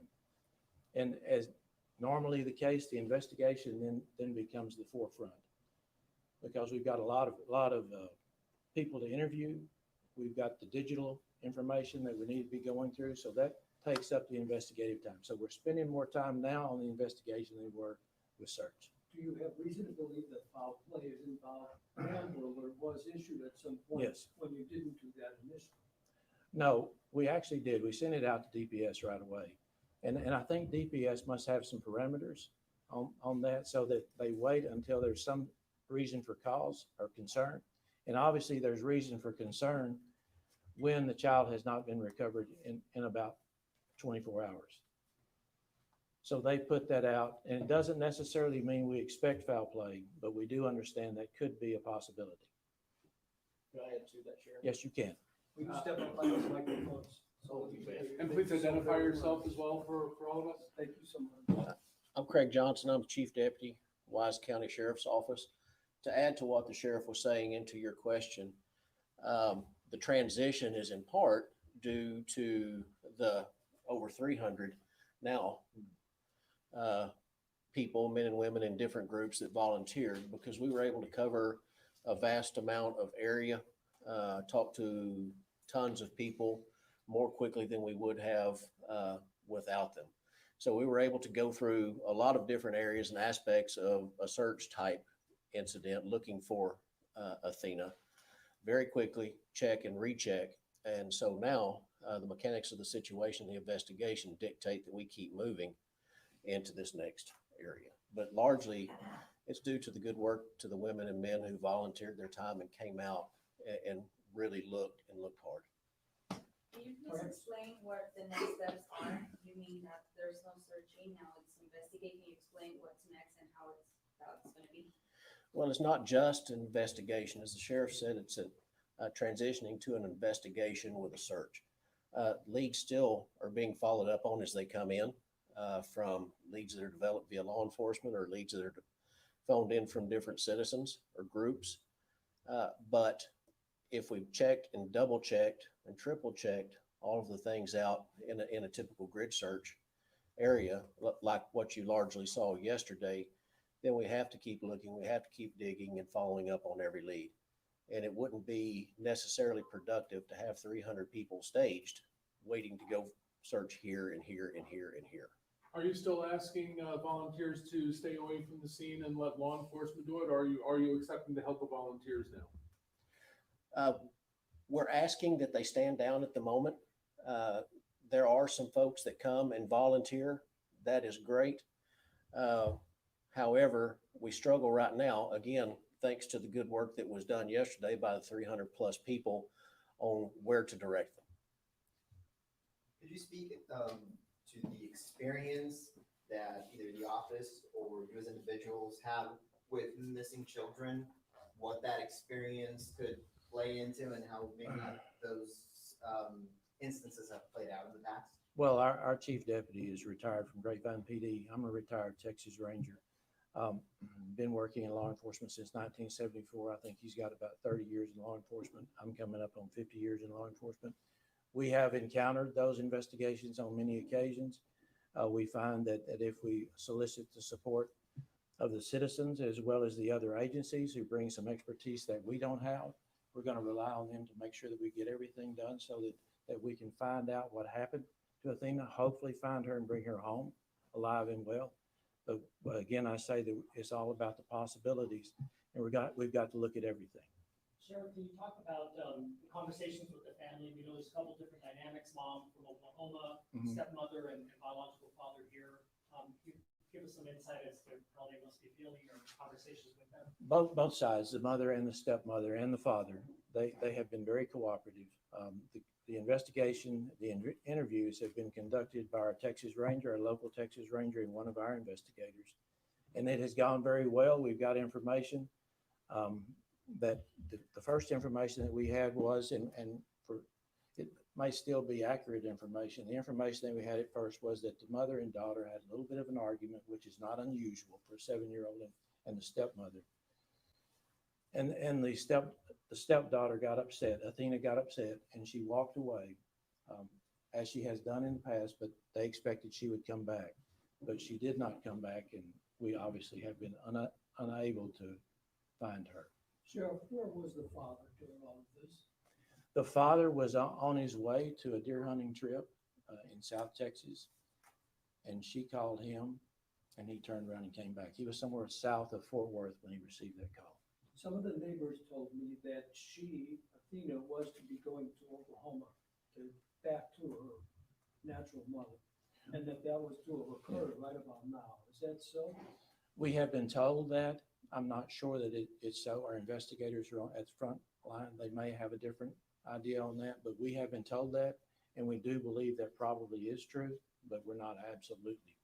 Perhaps that had something to do with the dynamic of the family that was going on at that time. It's very possible. That's one of the possibilities. Yes, sir. So the stepmother was the only adult at home at the time of her disappearance? That's correct. If you're in a public place, you hear the loud ringing for the Amber Alert, and almost everybody might just silence their phone, right, and maybe not even take a look. How important is it to just glance at it? Maybe you see a description of a car, maybe you see a description of something that could help. Well, that's why we're so judicious about putting those things out. People have got to realize that that's an important issue when they hear that coming across their phone. And I've been in a restaurant when everybody gets them at the same time, almost like tornado warnings. And so it's important that they look at that, especially if it's in your geographic area. So many times they're in South Texas, and you get a little bit, I guess it becomes mundane because it's so far away. But in those that are close by, we would hope that everybody would look at it, and if they come up with some information that would be helpful, we in law enforcement would appreciate if they give us a call. The fact that you guys have done such an exhaustive search in the immediate area around the home, and this is a 7-year-old who's presumably just on foot, what does that tell you about where she could be at this point? Well, we are deeply concerned about that because it's been a long time. That first night, it was 28, 29 degrees. And she wasn't dressed real warmly. We originally thought that she was wearing a plaid jacket, but in reality, she was in a t-shirt with jeans and boots. So we have a lot of concern. The longer it goes, the more we're concerned. But even so, I'm an optimistic guy. Our chief is an optimistic guy, and we're trying to do everything we can to recover this child. Do any of the homes in the area have external security cameras that may have picked up a passing vehicle? We have checked on that, and we don't have any right there in that very area. There are no Ring doorbells along those lines. But even so, we're going to keep canvassing, and we sent out, and our DPS troopers helped us canvass every house, probably within a 5-mile radius. And there were some video opportunities, but those have not proven to be fruitful to this point. We're live. If anyone's tuning in, can you repeat who and what we're looking for and where? Just to Who we're looking for? surmise? Yeah. Yeah, and I've got some pictures here, some photographs of Athena that some of them we pulled off social media.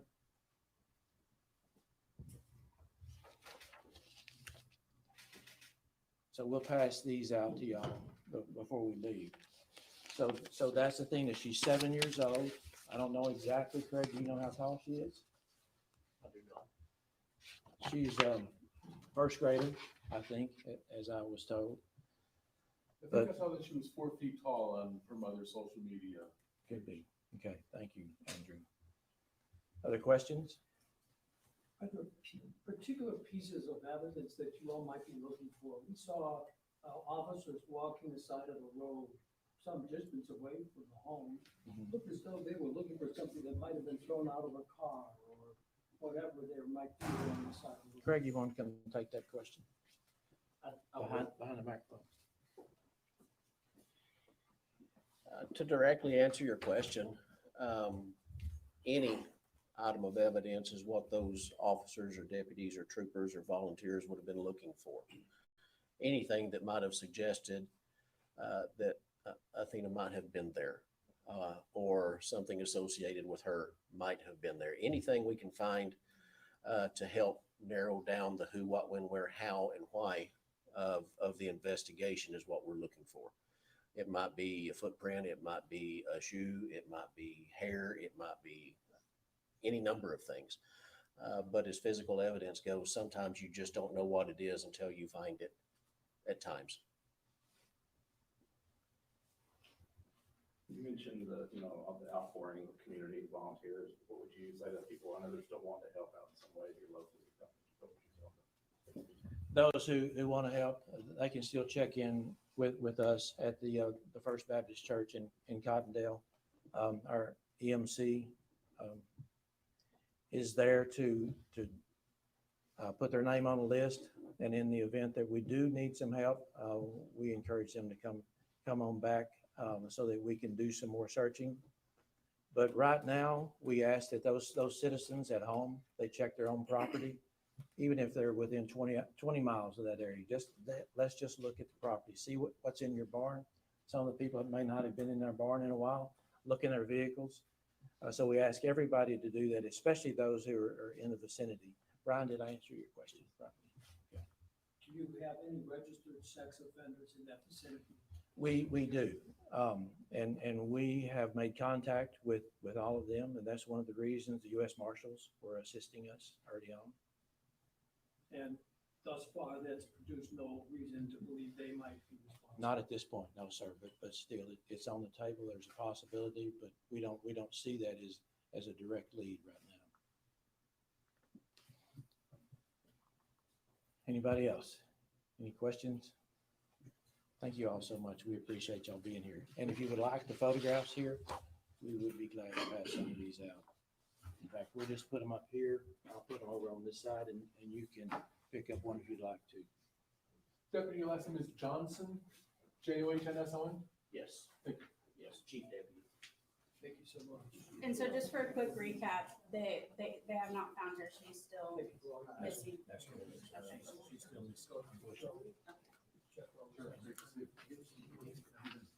I know you guys were having a hard time hearing that.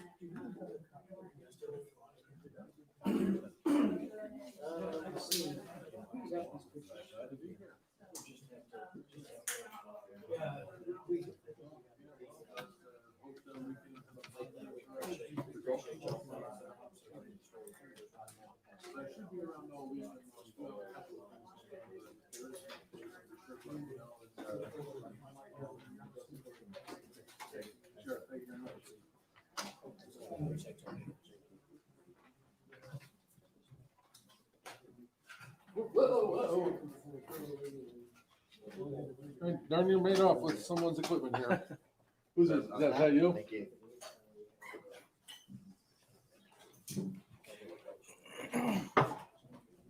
So that's basically what this conference, this press conference was held for. They are still in order, and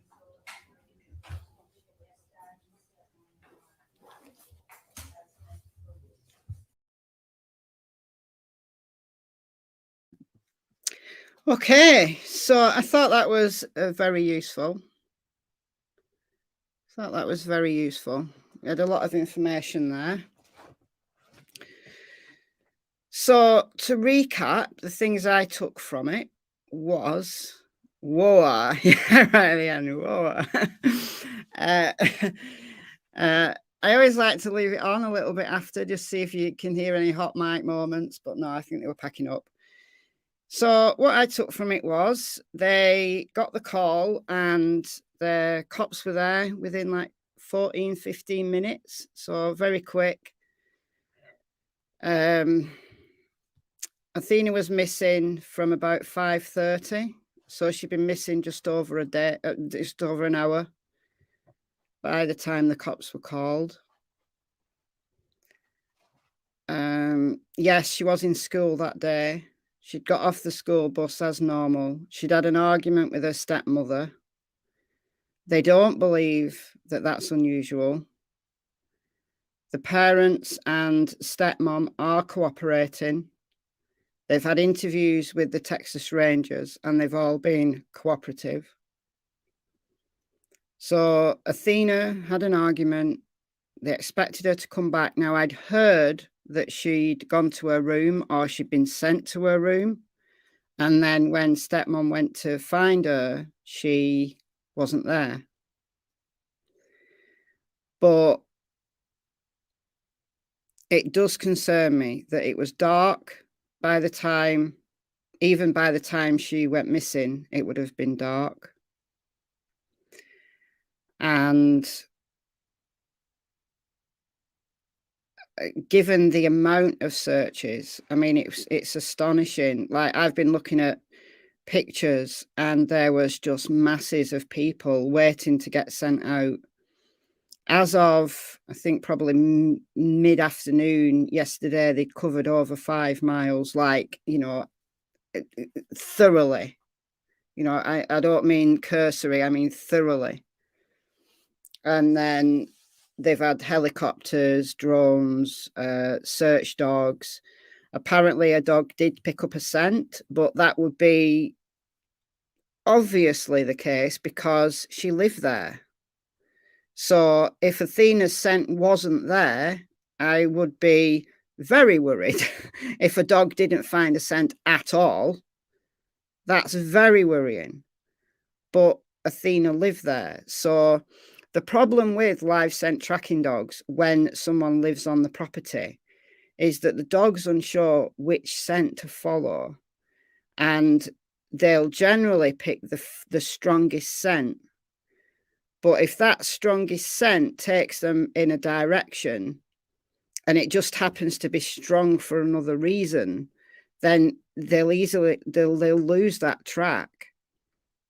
Sometimes when ground changes, its consistency attracts lost, simply because trails don't last so long on certain surfaces, whereas they last days on others. Now, they had the dogs out the night that she went missing, so this would be very fresh scent. But again, a dog will generally try to find the strongest scent. but that doesn't mean to say that's the scent it should be following. So there's always that kind of issue when a live scent tracking dog is searching on a property where the person lives. There's always that issue. So I know some people don't put a lot of faith in dogs, but they are very, very good. But they are obviously limited because the dog just follows its nose. It doesn't know, it doesn't have, a sign above it saying this scent's the right one, this scent's the right one. The dog has to do what it thinks. And as I said, when the missing person lives there, that dog is going to be confused. But I would like to know, and I'll share the map again, I would like to know where the scent was lost, exactly where the scent was lost. So this is the property. I'm not doxing them. This has been shared publicly. So I'm not doxing them by giving the exact address here. It's a property that's about 5 acres, or just I don't know where the property lines are, just short of 5 acres. And the neighbouring properties are very spaced out. So I don't know which property or which structure Athena lived in. There's a structure here which looks like a house, and then there's a structure here which looks like either a barn or a trailer. But I believe that there was an aunt living either on this property or very close by. So there are family members very close by, but this entire area has been searched thoroughly. At least 5 miles of it has. Now, I understand what the sheriff meant when he said that they are moving from the search to an investigation plus a search. Karen Texas, he gave a road number. He did. He gave the road number, but the exact property has been shared by the biological mother on a public Facebook post. I showed it just before. So it's public. It's there. I'm not doxing them. So, I'm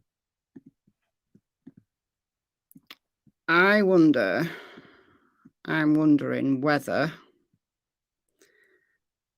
because you've got different surfaces here, you've got grass, then you've got this, I don't know what that is, rocks or sand, and then you've got an artificial road surface. So you've got grass or mud where a scent will last for days. And then you've got artificial surfaces where scents don't last very long at all. Not strongly anyway. So if a dog is following the strongest scent and it gets to the road and it loses it, it's because it doesn't think it's a strong scent anymore. So the scent might still be there, but because it might be a few hours old, it loses it. But it's equally the case that if she got out onto this road here, this is the kind of the road through paradise.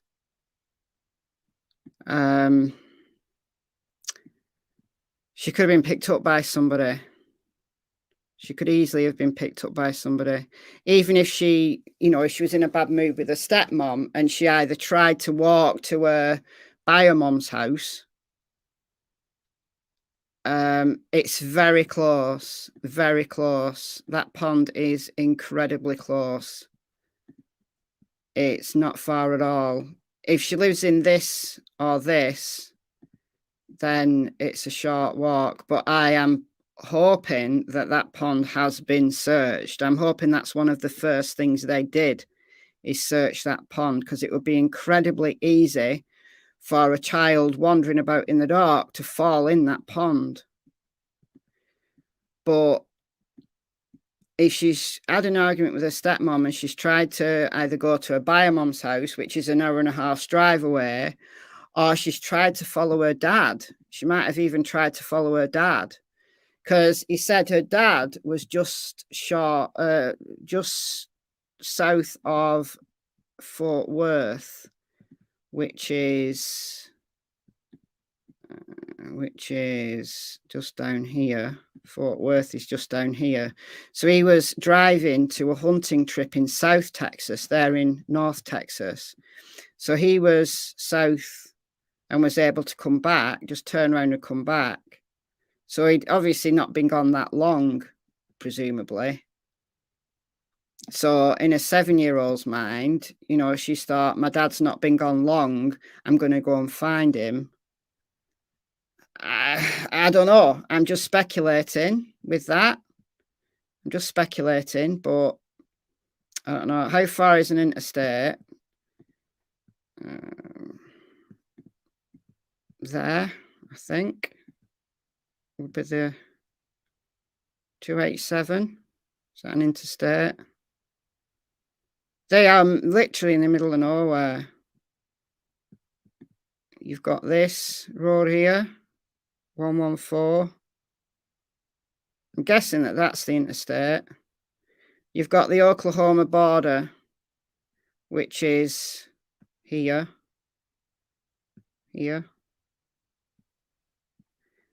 Athena's biomom lives in Oklahoma, but she's only just over the other side of the border. She's only an hour and a half away in Oklahoma. So they're relatively close to the state line. It always concerns me when a kid goes missing close to the state line, but they're not mega close to the state line. So I think this is the interstate. So they're not, and this, they're not really, really close to an interstate. But if she's gone out onto that road that goes through Paradise and she's been picked up by somebody, then she could literally be anywhere at this point. Highway 30 and 35 are interstate. Okay. So it's not mega close. It's not mega close. But still, there was a question about SOs in the area, RSOs in the area. And he said, yeah, but they've been checked. Now, I haven't done a search myself on RSOs. Chasing Truth did on her live yesterday, and there was none in the immediate vicinity. So when we say in the area, there's none in the immediate vicinity. But, you know, this is incredibly rural, very rural, you know, Summer Wells type rural, very rural, but flatter. Like there's no massive hills or mountains, flatter, much flatter area than Tennessee. So 287 is a very unpopulated road. It's very sparsely populated. If somebody was out hunting for a child, then the chances of him being in that area are slim. But that doesn't mean to say that an opportunist didn't come along. You know, yeah, we call it out in the sticks as well. That's what we call it when somebody lives there. Okay, so chasing Ted today, there was one RSO real close. Okay, well, then if there is, I've not done a search myself, as I said. I am going to do that. If there's one real close, then that is obviously a massive worry. I hope that person has got a very strong alibi. That's all I'm saying. Never been afraid of the dark. I was never afraid of the dark outside, never. But I was afraid of the dark inside. I had to sleep with my light on for years. It was the shadows, strange shadows in my room. I couldn't stand it. Could not stand it. But outside, I would have wandered off on my own, no problem, at night. No problem. But everybody's different, and there are a lot of the kids A lot of kids are scared of the dark. A lot of adults scared of the dark. You know, outside obviously would be very, very dark. Yeah, family members do live on the property. There's other family members there. So there's an aunt. I don't quite know where people are living on this property. There looks like to be 2 structures. There might be more. Let me just check when this was. I can't see for the. I'm going to have to stop sharing. That's still sharing. I can see it then. Still can't see it. Why can I still not see it? Oh, there we go. Imagery, Google imagery, 2022. It's not giving me an imagery date. Hold on. I'm going to just fire up Google Earth in the background here just to find the specific imagery date, because it could be that it's an old image that's on Google right now, and there's other structures on there now that weren't there when this Google imagery was taken. Just a second, right here. I've got Athena's house plugged in to my big file here. Okay, imagery date. It was taken on 5/5/21, so 5th of May 2021, so a year and a half ago. So it could be that there's been another structure put on there in the last year and a half. So we don't quite know who lives where on that property. So let's answer some questions and then I'm going to sign off. I'm glad I was on. You know, I didn't mean to stream the press conference. It was just very fortuitous that they were in Central Time, and I happened to be live. So, wild dogs. There's wild dogs in the area, is there? I'm guessing that if there's a wildlife issue, there'd be evidence if she'd been taken by a wild animal. I know that big wild animals like bears will carry away, you know, a small child, but she was quite tall. She was 4 foot. She was 7, 4 foot, 62 pounds. So she's not tiny. I'm guessing there would be evidence if there was a wildlife issue. Yeah, coyotes. I don't think a coyote is going to take a 60-pound child. A bear maybe, but I can't either. I can't see an animal taking her. I can't. We don't know as of yet. We don't know. It's a possibility. It's on my list. I mean, you know, you've got to think, if they've done as comprehensive a search as I think they have, and they've turned to an investigation plus a search, so they don't want volunteers everywhere now. Like the first 24 hours, they were just like, we want boots on the ground, we want everybody to come, and they were directing people to, you know, certain areas to search, simply to find her, you know, assuming that if she's wandered off in a bad mood and she's got lost, then they're going to have to find her as soon as possible because it was very cold that night. But now they've probably gone as far as a 7-year-old would be able to walk in 24 hours of her own volition, bearing in mind that she'd get exhausted, she'd not have any food. But then we have to think about cases like Bentley Stansell from a couple of weeks ago. He was missing over 24 hours and he'd found shelter. He'd ended up in a camper, and he'd made himself food. He'd found a little cat. You know, he'd made himself at home, you know, and he ran away. He didn't get on his school bus. He ran away because he wanted to play on his Xbox. He wanted to, you know, skive off school and play on his Xbox, but it all went wrong for him because he got lost. But he was incredibly resourceful. Now, he was 9, a little bit older than Athena, but still, it's possible a child can find shelter and they're just lost, which is, I think, why the sheriff said, you know, even if you're a few miles away, still check your barns, check your outbuildings, check everywhere. If you've got campers or if you have land, I'm sure there's a lot of land out there that, you know, there's no like houses on, but people own that land. Go and check your land. You know, is there a camper on your land? Is there a cabin on your land that a child could get into and stay, you know, got lost and got into? Everything is possible at this moment in time. Walking away and getting lost is still very possible at this moment in time. Even if she's not in the immediate vicinity. She could be in someone's barn, cabin, camper, disused house, hiding out because she's scared, she's cold, she's hungry. But she needs to be found quickly if that's the case. Abduction's still on the table, and I'm obviously not ruling out foul play. I don't think anybody's ruling out foul play. However, the parents and the stepmom are all being cooperative.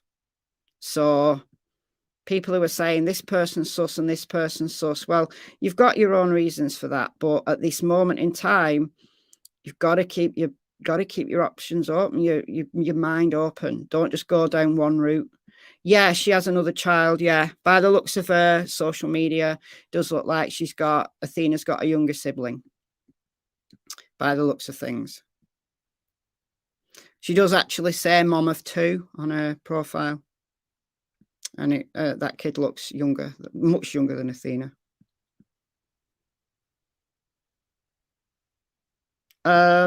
This is a rumor.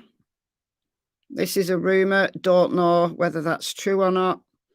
We don't know if the bedrooms are in a different building. I know that's been said. We don't know that for sure. There's a lot being said. There is a lot being said on social media. Most of it, I don't believe, honestly. But I don't think it is well lit. I really don't think it is well lit. I think it will be very dark around there. Yeah, that is a pond. Yeah, I hope they've searched that very, very, very closely. That is a very good question. Very good question, because if she's run away, she might have packed a little bag, you know. That is a very good question. I want to know that as well.